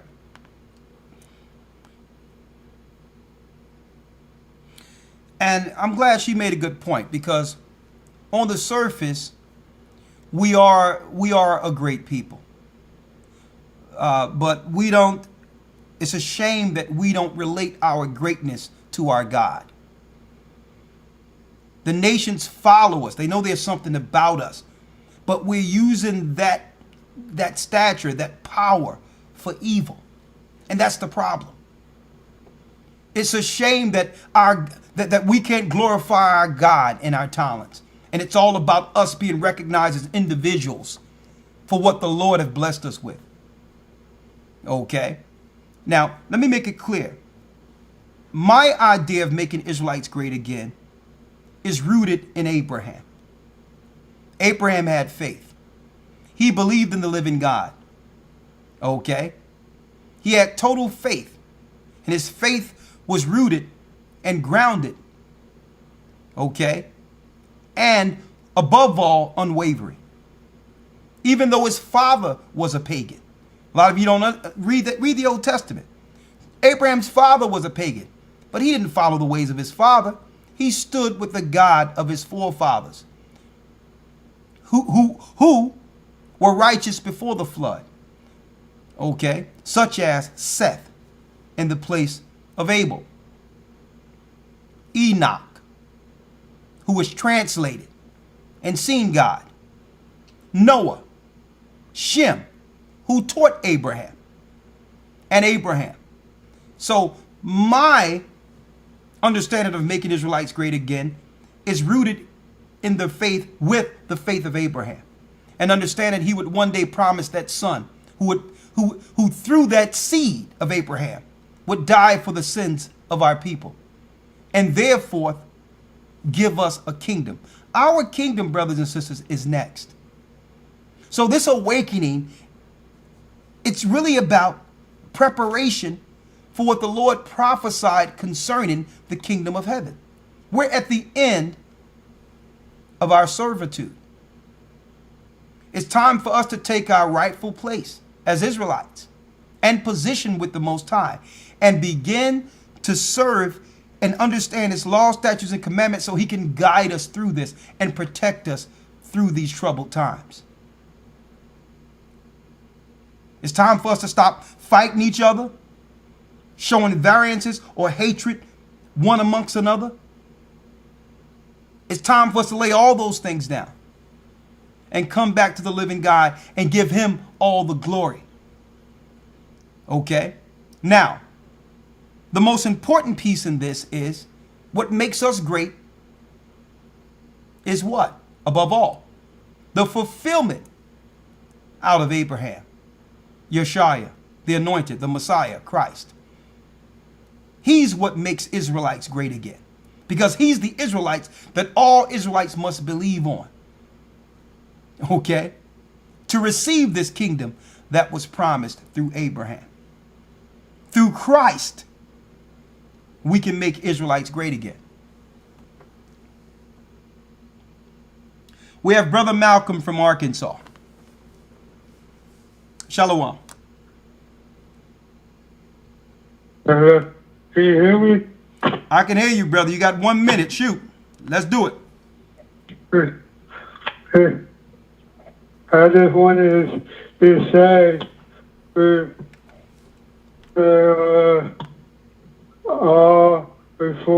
before I came to the truth,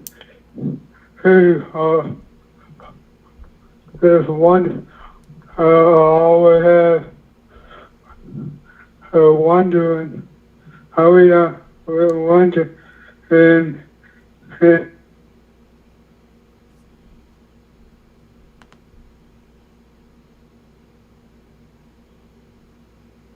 Okay, he must have fell. Let me get the next call here.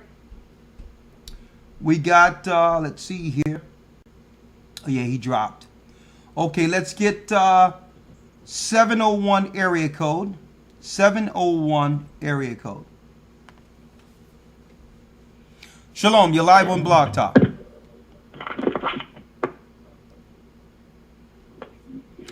You're live on Blog Talk. You're live on Blog Talk. You're live. Our topic of discussion: let's make Israelites great again. Talk to us. 1 minute.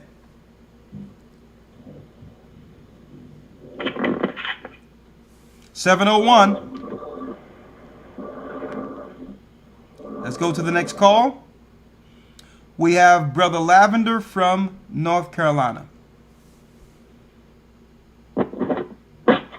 Yes, shalom, brother. You're live on Blog Talk. 1 minute. Let's go. Yes, sir. First, I want to give all praise to a higher Hashem Yeshua. I just want to thank you for this opportunity to speak here tonight.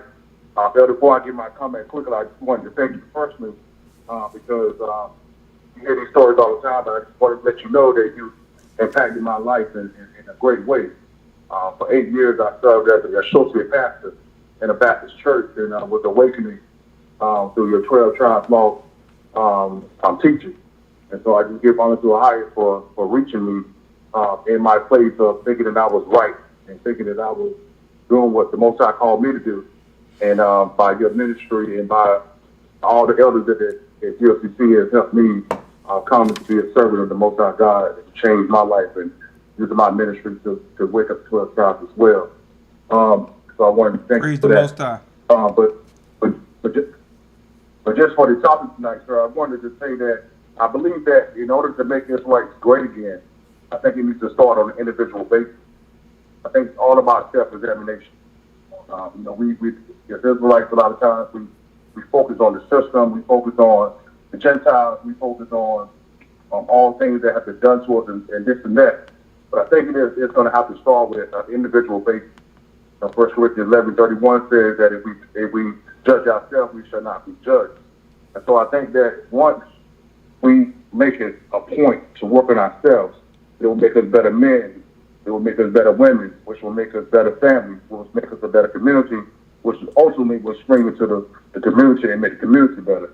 So, and you brought up Abraham, our father Abraham, when he stepped out, he had to step out on himself. He didn't have a lot of people surrounding him saying that they were trusting him and believing in what he was doing. He had to step out on faith. And I think each and every one of us who are awakening these communities and these families and these churches, where we don't have a lot of support and we don't have a lot of people, applauding us, we have to look back to our father, Abraham, and realize what he did in those situations and say, okay, This is how I'm just going to stand and going to believe regardless of what I can see. And I think that once we allow the Most High to work on ourselves, the inner man, that light and that salt that comes from that will lead other people to see and other people to want to know what Josiah has done for us. So I think that Israelites will be great again when we become great people individually. And I think ultimately that will lead to, like I said, better families, a better community, a better nation. So I just want to thank you for this opportunity to come in, and thank you for you guys that are loyal, that are Gaja, that are Gabar, just the whole GOCC, Kim, all the Israelites out there, Barakatah, and thank you again. Thank you, brother. Thank you, brother. Great points. Great points. Okay, make Israelites great again. The problem is our brothers and sisters believe that greatness comes from their national attachment to the place of captivity. They're proud to be Babylonians. Well, the Bible says Babylon the Great is fallen. And guess what? If America could be helped, it would have been helped already. But there is no help. It's over. We must cleave to what's next. Christ's kingdom. That's an Israelite kingdom, folks. Let's go. We have, going down the line here, a few people. We have 718 area code. I see you've been waiting 51 minutes. Make Israelites great again. Shalom. You're live on Blog Talk. And again, we only have 23 minutes. If you're interested in calling in, you can call 515-605-9327 if you would like to bring a point. 718 area code. You're live on the Gathering of Christ Church live stream tonight. You there? Okay. Let's go to the next call. 874 area code.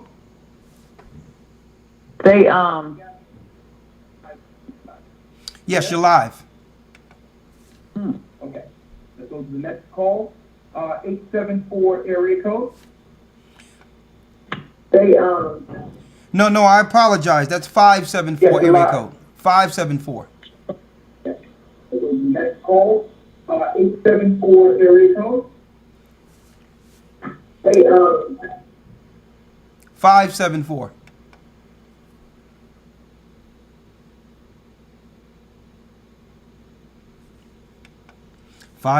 area code. Going once, going twice. Next call. 623 area code. Going down the line. We only have about 20 minutes before the broadcast ends. The stream ends. 623 area code. You're live on the Gathering of Christ Church live stream. No? Okay. Let's go back to the top now. Okay. All right, let's go down the line. Brother Sean from Georgia. 470. Shalom, Elder. Shalom. Let's make Israelites great again. Talk to me. Yes, sir. Yes, sir.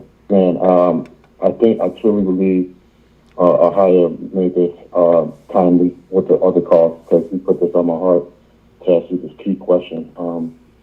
I've been battling with this for a long time, just trying to live right. I truly believe Ahaya, just following you through the past couple months, and everything just started making sense.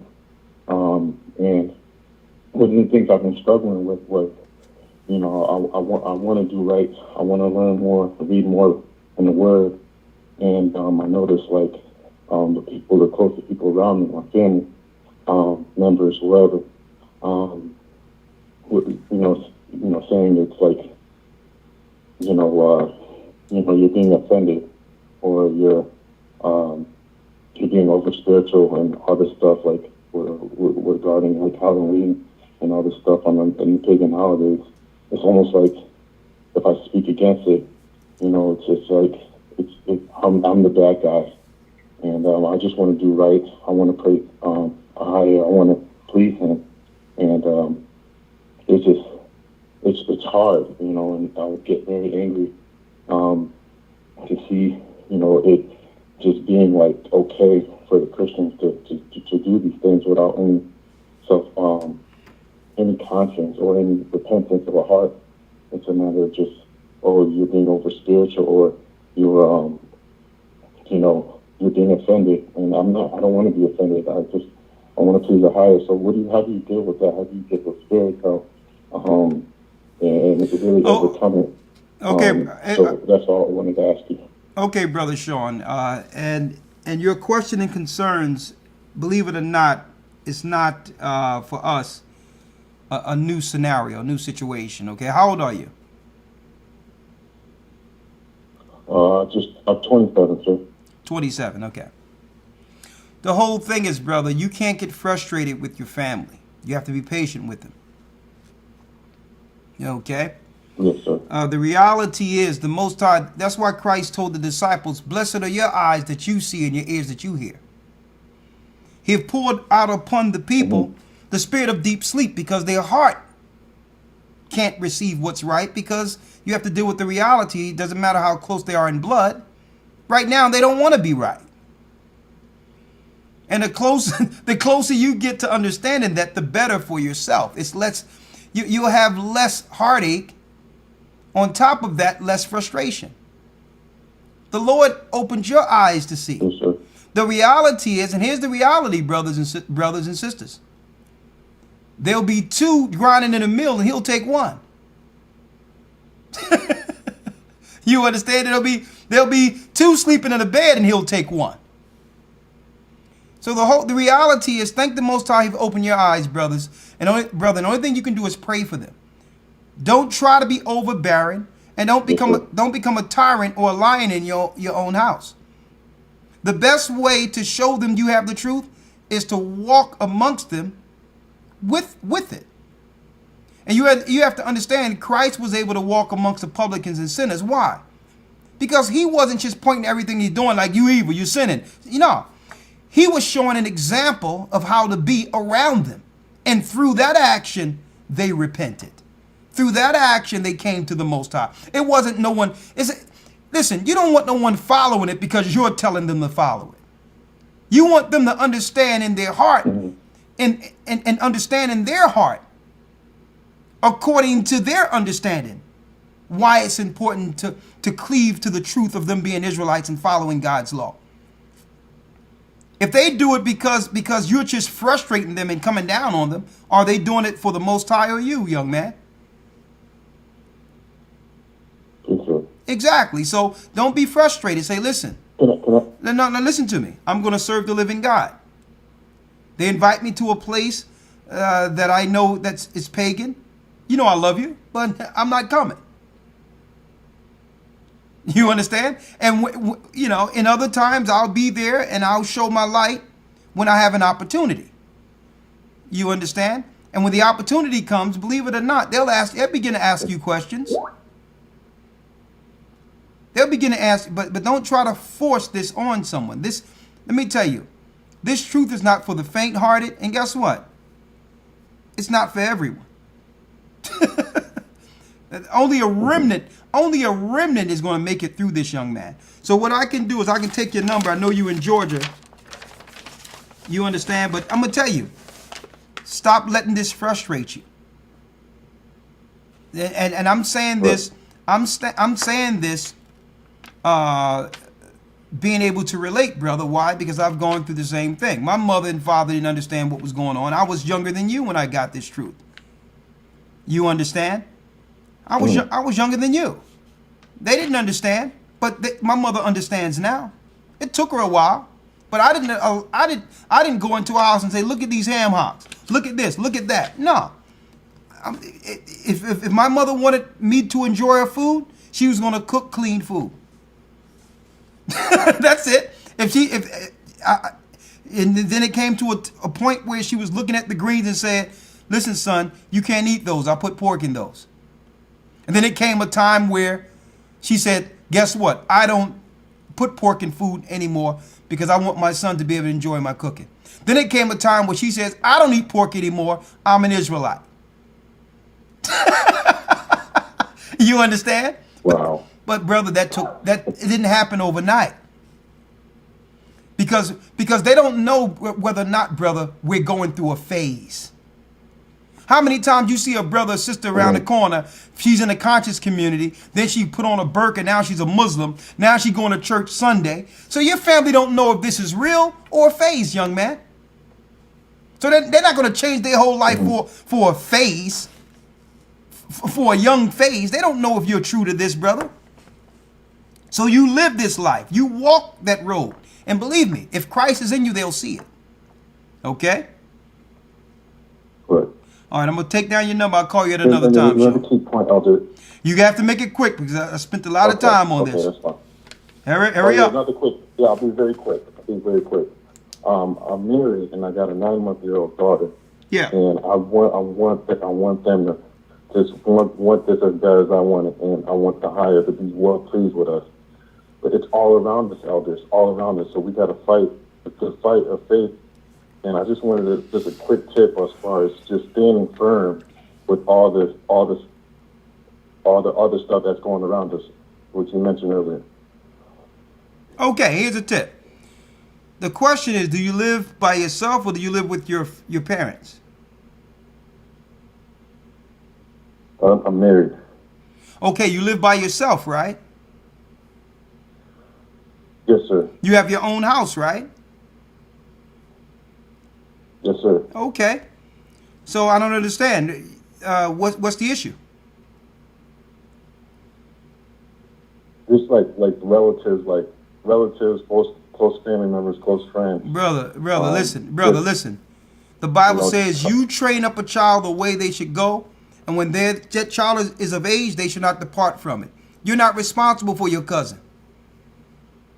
You train up your child with the word of God. You have power having your own house. And I think you're more so, you're putting pressure, you're putting uncontrollable pressure on yourself. Your cousin have to deal with his or her house. You're not responsible for grown folk. You have to serve the living God. And guess what? The path is so narrow that only one man can walk it at a time. You can't even get your wife in, let alone your cousin. Get your house together. That's all you have to focus on. And believe it or not, they'll come around. If it's the Lord's will, they'll come around, but they're not your focus. The Most High is. You got it? Well said. Thank you, sir. Okay. And I have your number. I'll call you, Sean. Shalom.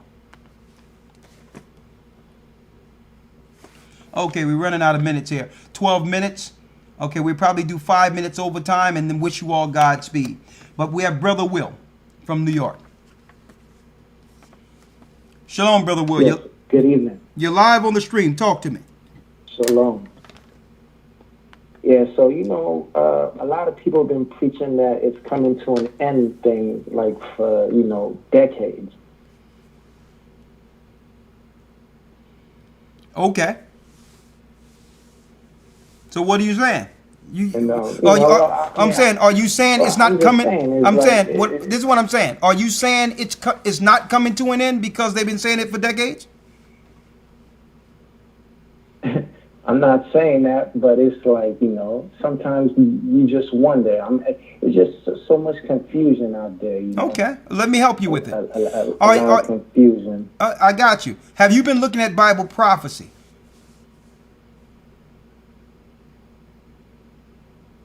No. That's the problem, isn't it? Because you wouldn't know what the end is according to the Most High unless you actually read it, right? Yeah. That's the issue. I mean, you've been hearing. Listen. You've been hearing pastors. Listen to me clearly. I'm trying to emphasize a point here. You've been hearing other people say we're at an end, that we're coming to an end. But it was according to what? Did they go into the Bible and show you? Few. You have Jehovah's Witnesses, and you have a few others out there. Well, did the Most High? Did the Most High? Listen, did the Most High send Charles Taze Russell a Mason to tell you that it was the end? Charles Taze Russell in the late 1800s took his members as Russellites to a mountain and said Christ already came in spirit. So the problem is who we were listening to, not the message. The message is in the Bible. Many shall come in my name saying I'm Christ and shall deceive many. So what you need to do is read Matthew 24. Christ gives us the signs of the times, not Charles Taze Russell, not Jehovah's Witnesses, not Seventh-day Adventists, not Ellen G. White, none of these people. Christ give us his signs. And if the whole thing is, if we're looking at anyone outside of those signs, you'll be deceived. That's the great, what you would call delusion. So Christ even said that those people would come, like Charles Taze Russell, Antichrist. Ellen G. White, Antichrist. Well, with so much like the denomination of like religion, like, you know, just how you like you're preaching, just how you're preaching, this is the truth. I'm sure the Buddhists, the Muslim, they're all preaching their doctrine is the truth, and everything else is false. So, you know, I'm just saying, it's like a tug of war. It's like, man. Okay, let me help. Let me help you with that again. Hey, brother, let me help you with that again. How would you know who was telling the truth if you didn't have a foundation or a basis to measure truth with? Again, you never read the Bible. You never read the prophecies. So you don't know who's telling the truth based on your being misinformed or not informed at all. So that's why the Bible says the first principles is to do what? To be a newborn babe, to learn, to understand what the doctrine is, and learn from the beginning. Yeah. So, I mean, I understand what you're saying, but you are a product of what the Bible says, someone being tossed. No, listen. Someone being tossed to and fro in different winds of doctrine and trusting in men. You're looking for information or understanding from a man, but not verifying the foundation first. So I'm going to help you with that. Yeah. Seek ye out of the book of the Lord and read. That's what the Bible says. Isaiah 34:16. Seek ye out of the book of the Lord and read. Yep. Okay, and it tell you that none of these, listen, none of these shall fail, which are prophecies, and none shall want her mate. When you understand the pure purpose and understanding of the Bible, no man can deceive you. Read it, and then you'll know who's telling the truth. But will do it exactly. but from your vantage point and how you're viewing it, it'll only lead you to confusion because you don't understand the foundation. This is what I'm telling you in a nutshell, brother. Listen to this. Now, if I were to just talk to you out of the Bible real quick and say, well, this is why you should hear me outside of everyone else, right? A Buddhist is not telling you why we're in our condition. Neither are Muslims. That's number one. A matter of fact, us not understanding who we are according to the Bible benefits them. So that excludes the Buddhists, and that excludes the Muslims, because it's in their interest to keep us in servitude. Right? What I'm saying is, according to the Bible, we are the people of the Bible. We're suffering the curses of the Bible because we continue to be disobedient, not following the law, statutes, and commandments of God. Now, you can read that in the Bible. Deuteronomy 28 tells us the blessings and the curses. Right? So the Buddhists never told you that. Yeah. The Catholics didn't tell you that. The Jehovah's Witnesses didn't tell you that. I told you that because I read it out of the Bible. Right? And then the Bible tells us in Jeremiah 17 that we would discontinue from our heritage. That's part of our curse, is that we would forget that we were the Israelites. And through that, serve other nations. And begin to act like other nations, walking around this earth in a generational amnesia. I can tell you that, but I read that out of the Bible. But then something would happen. A man who was prophesied in the Old Testament would come, and he would shed his blood as a sacrifice for the sins of us. And through that spirit, the spirit of truth would come from the heavens and begin to awaken us, like it says in Hosea the 6th chapter, and begin to revive us, give us memory of our past. of our forefathers. And let us know that we're not just black Africans. Nah, we're Israelites. That we're under the white man because we're suffering a curse, a generational curse that began after we broke the law, statutes, and the commandments given to Moses. I can tell you that, but the Bible verifies that. See that? Yeah. So which is how I came across the GOCC. Okay. Because I planned on doing some deep, a prolonged fast and praying to come and so I could get some answers. Hey, brother. I do recall coming across you guys because of the fasting video that GOCC has on the on YouTube there. Yeah. So all I'm telling you, brother, is listen. The Bible says, "Woe to man that trust in man, that make flesh his arm." So you have to understand. I'm not telling you to follow me. I'm giving you the information that was in the Bible the whole time. I'm a teacher. This word is for you as well as me, brother. You understand? We're brothers. It's upon you and I together to make Israelites great again. You got it? Yeah. Yeah. So if you want to, so brother, if you want to, okay. What I'm saying is, if you want to learn the Bible, brother, I'll teach it to you, and then the Most High will make you a teacher. That's how we make Israelites great again. We teach the truth of Christ.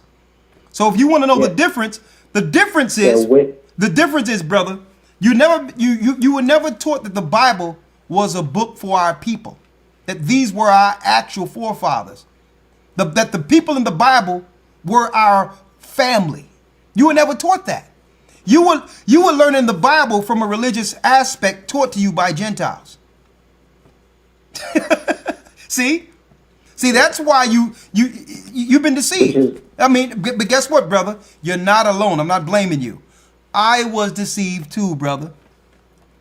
And guess what? But I thank the Most High that He fulfilled His promise to us, that we would no longer stay in this mindset, this confused mindset, and that one day the Gentiles would no longer do what?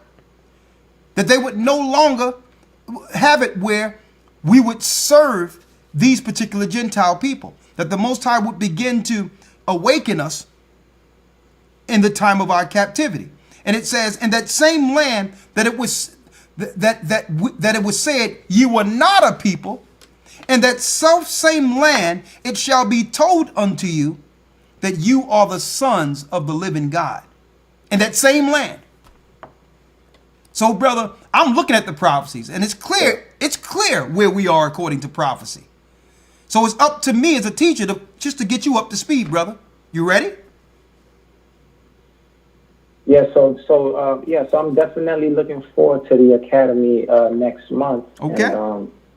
And like I say, as far as for myself, I'll definitely do more reading and indulging into the Bible and trying to get some understanding. Now I'm going to tell you this, because if you're not careful, you're going to be tossed to and fro. You need a teacher. You can't be all over the place. Which is why I said, Okay. What I'm saying is you have to understand what the doctrine of Christ is and begin there, or you'll be tossed all over the place. Okay? Now, I'm a servant, and the Most High, you have stumbled upon us. I'm willing to help you with that. But, 90 seconds. But be careful, because there's many wolves out there, okay? So be careful. If you want to learn amongst the church, give the church an opportunity, and give yourself an opportunity, and you learn under the church. You understand? Yeah. Okay. Well, I'm going to place you on hold, brother. I'm going to take your number and call you, okay? All right. All right. Bless you, my brother. 60 seconds. 60 seconds before overtime. We're going to do 5 minutes overtime, then wish you all Godspeed. But go ahead, Elder Lawyer. You wanted to say something. Yes, sir. Just one last point off of what the brother was asking, or the confusion the brother had.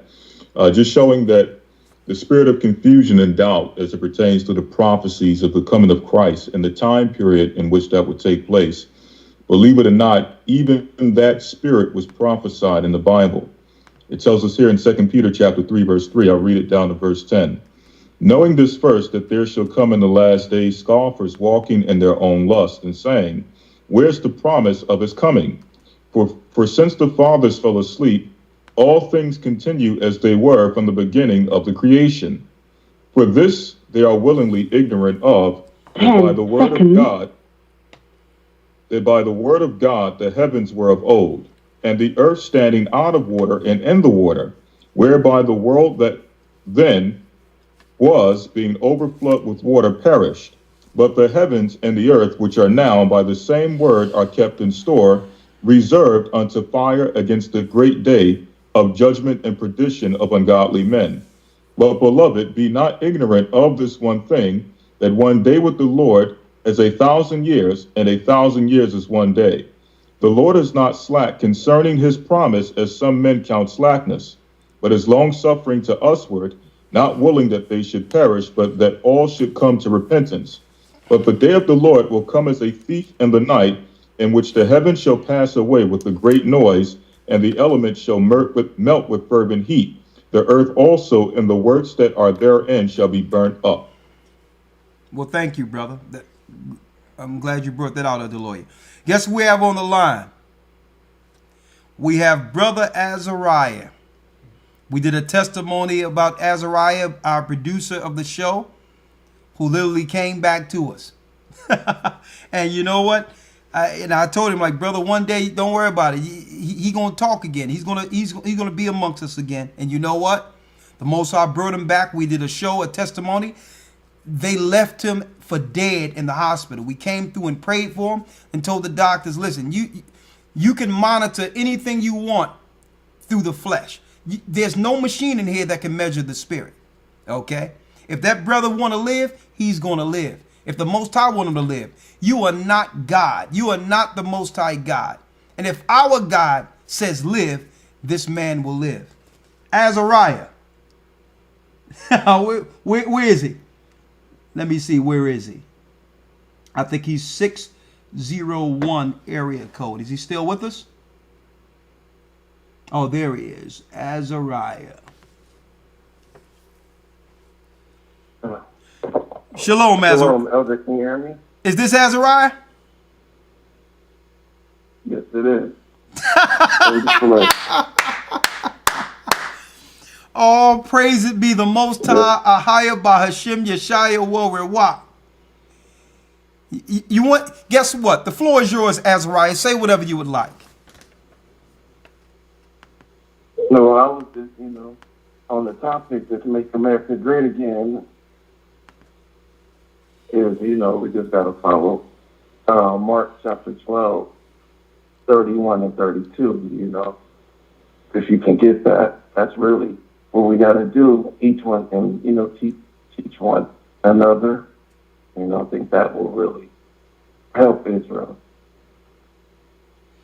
Hey, brother, this is such a blessing to hear you, Azariah, after seeing you, brother.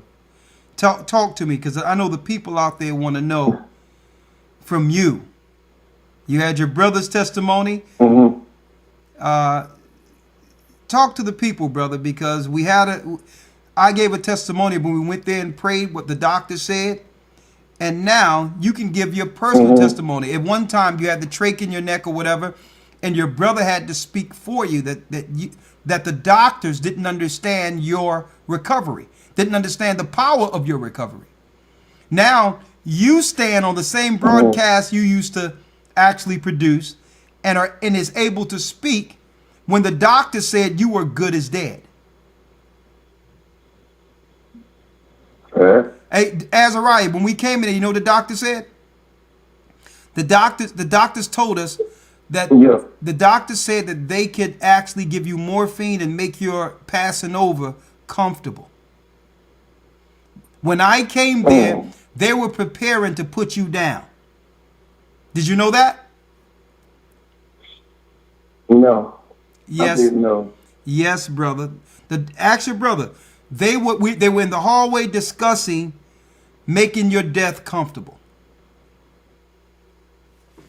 Man, praise the Most High.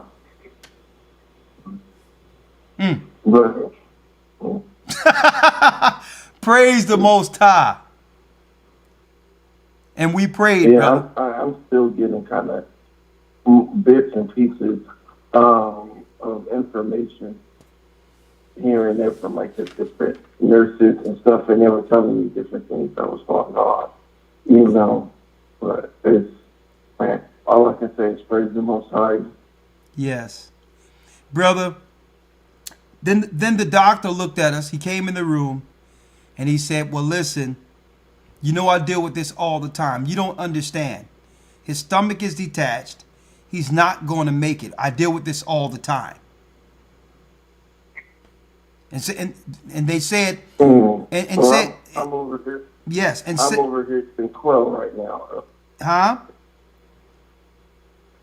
I said, I'm over here eating quail right now. You eating quail right now? Yeah. Look at that. And then check it out. Yeah. And another thing he said, Azariah, he said that you would only have 2 days maximum when we came. How many months ago was that?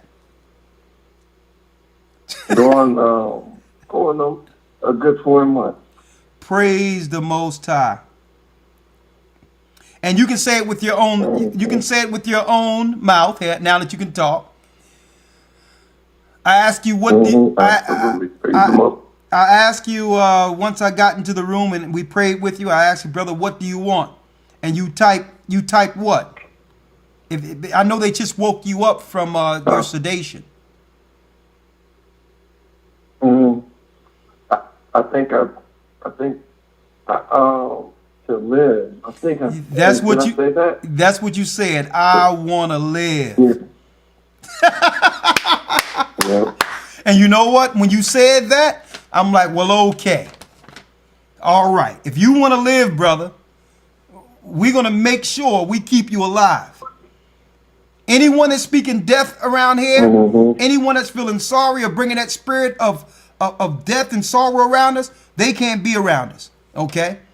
If it ain't about life, the Spirit of Christ, the Most High, if it's not an uplifting spirit, we don't want them around. We want just righteous energy to work. And we were praying together, brother. And guess what, brother? I knew when you said you wanted to live, no way we were going to let those doctors put you down, brother. No way.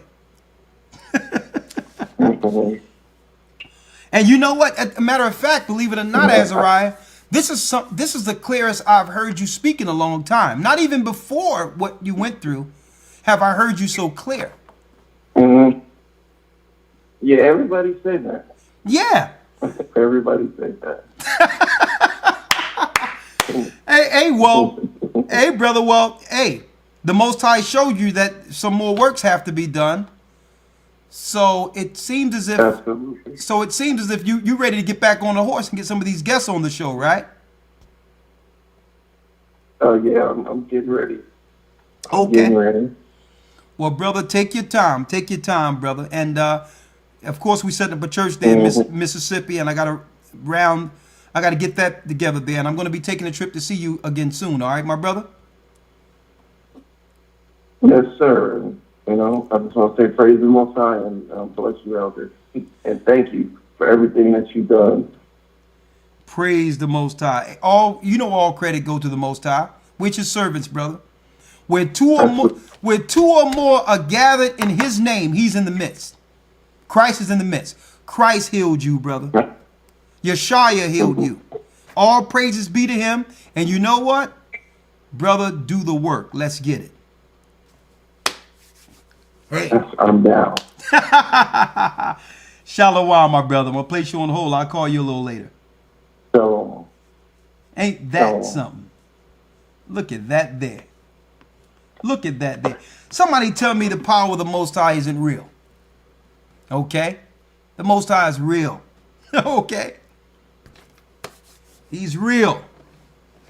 We have to stop giving these hospitals and doctors the power and glory that belongs to the Most High. It's not through your doctor that the power of life or death is issued. It's through the Most High.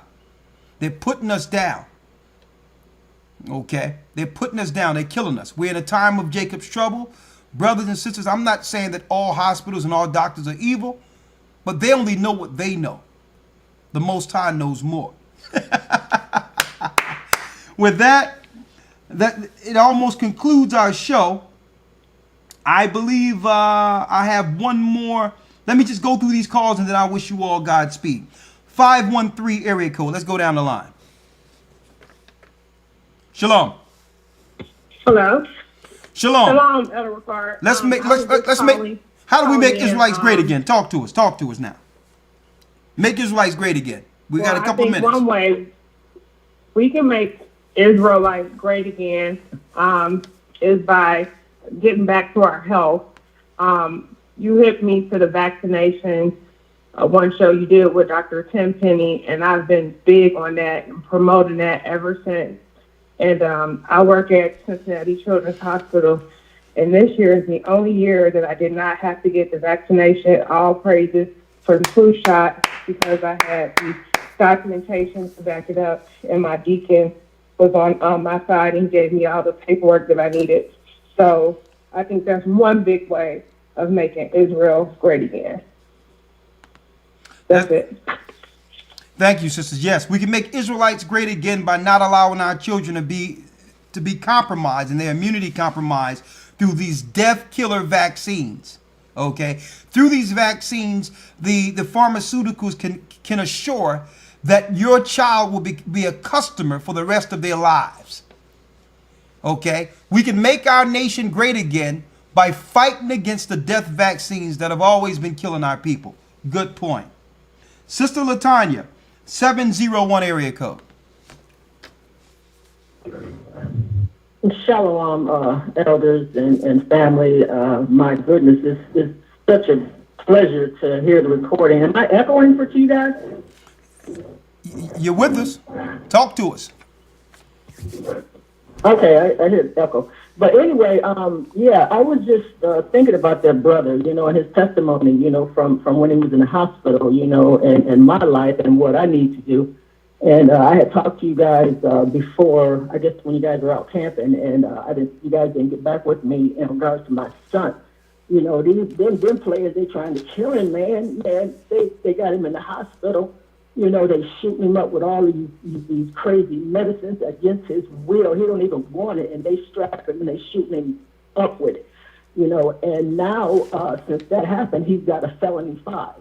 And I'm just, I'm thinking about the prayer, and I'm thinking about faith, and his parole officer. I told her to let my son go, and it seems like the spirit of Moses is coming up. If she don't get hit with the plague, and I'm standing on that. So I would really hope the family, please, just pray. His name is Dominic.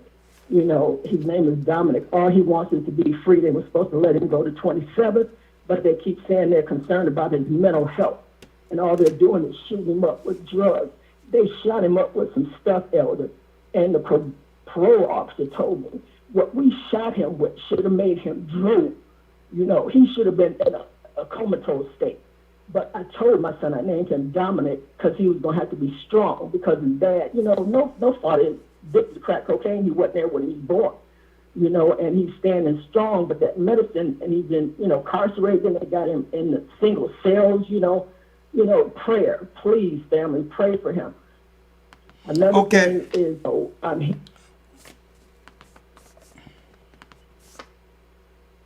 to get baptized. I need the information to start the process of getting baptized. I want to be at the March Passover, and I need whatever steps. You got to hook something up for us, people that are not around the family. I mean, some of them. I'm definitely going to take the class in December, but I want to be baptized. And Israel great is going to have to start with me and the people that are around me. I'm going to say this, and I'm going to get off because I know I'm in overtime. I just got this new job.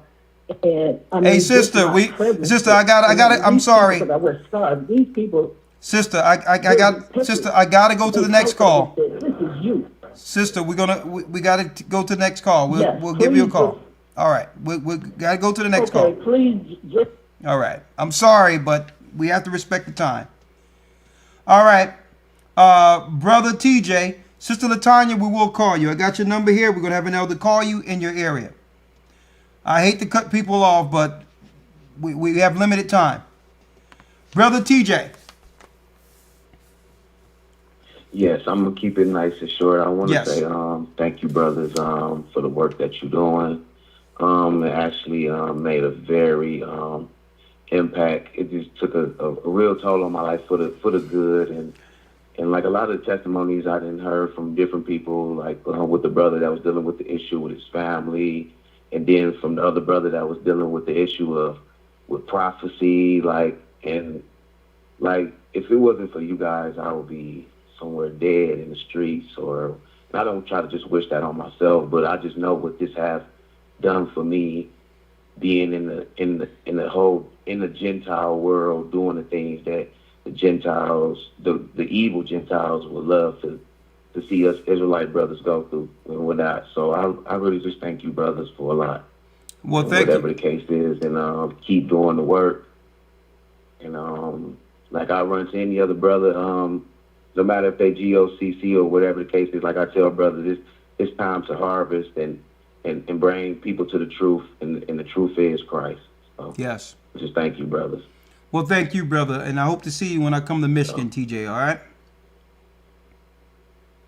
Yes, brother. I have also been in contact with a couple elders or a couple brothers that way as well. And, I've been trying to make them, but it's just been hard with transportation and whatnot. Okay. So I'll be looking forward to it as well. Okay. Well, bless you, my brother. We'll see you soon.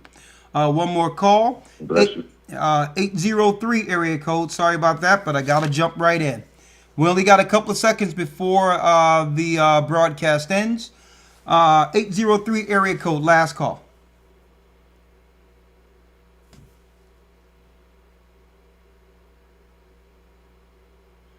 Okay.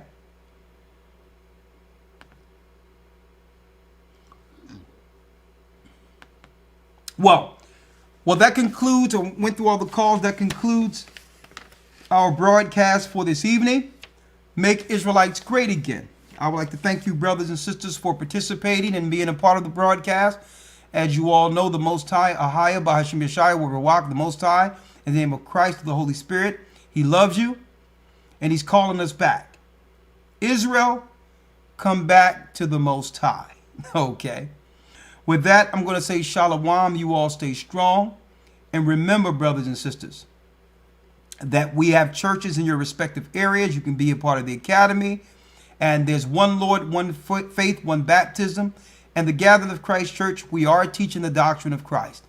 So we're asking you, if you want to be a part of this awakening and gathering God's people, to the Jews first, the Israelites, then also the Gentiles, reach out to the Gathering of Christ Church, become a part of the body, and we can all together make Israelites great again. Shalom. Shalom, Maya. You know, they really think it's us they be mad at. Nah, see, I don't stand for myself. I'm nobody. I died in that water. I stand for the Father. Psalm 100, verse 2 through 4. Serve thy power with gladness. Come before his presence with singing. 3. Know ye that thy power is the Most High? It is he that made us, and not we ourselves. We are his people, and the sheep of his pasture. 4. Enter into his gates with thanksgiving, and into his courts with praise. Be thankful unto him. Heavenly Father, allow me to be on your side. Allow me inside your army, your purpose I ride. Allow me to receive knowledge, allow me to learn. Bless me with understanding, allow me to discern. Trusting you with all my heart and all of my soul. I submit, Father, I just want to go home, to be inside your presence. It's my main goal. I came a long way, still got a way to go. I want to hear well done, son, way to go. I'm down to walk with you in the rain, sleet, and snow. All just, almighty, you are all eternal. Creator of my internal and my external. Celestial, terrestrial, Abba, you made it all. Sent your son to come to show me how to never fall. And I just want to say that I'm grateful. I just want to tell you I'm thankful, and I'm putting my trust in you. Grateful to be on the service. Promised that I'll stay worthy. You deserve it. I'm so grateful to be at your service.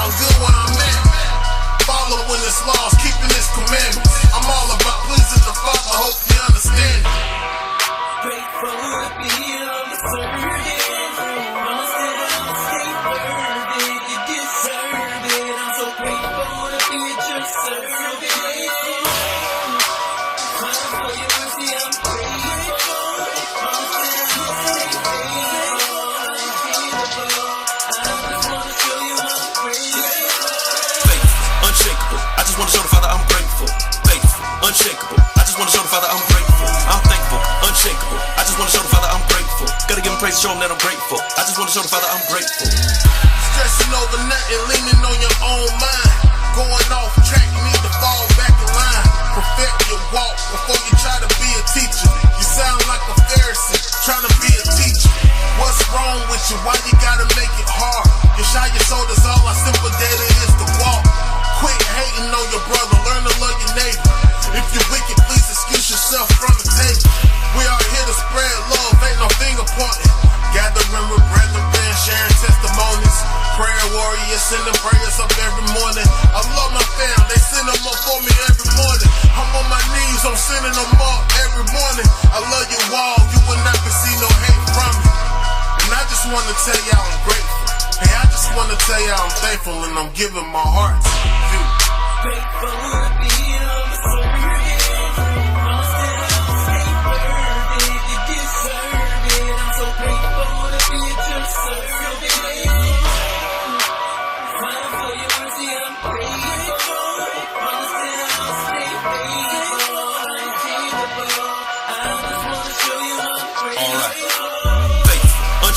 I just want to show the Father I'm grateful. Daily bread giving me a whole plate full, so there's no reason for me to be hateful. Even when the devil try to play the prank show, the test, the trials biting at my ankles, the Father keep me together like staples. Gotta give him praise, show him that I'm grateful. I'm thankful, could've hit the lake foot. Everything I went hard and I paid for. You shied out on the cross and that's paid for. And all I gotta do is show that I'm grateful. So I'm praise you, Father, I'ma praise you. You're so mighty and great and I'm grateful. I'ma praise you, Father, I'ma praise you. You're so mighty and great and I'm grateful.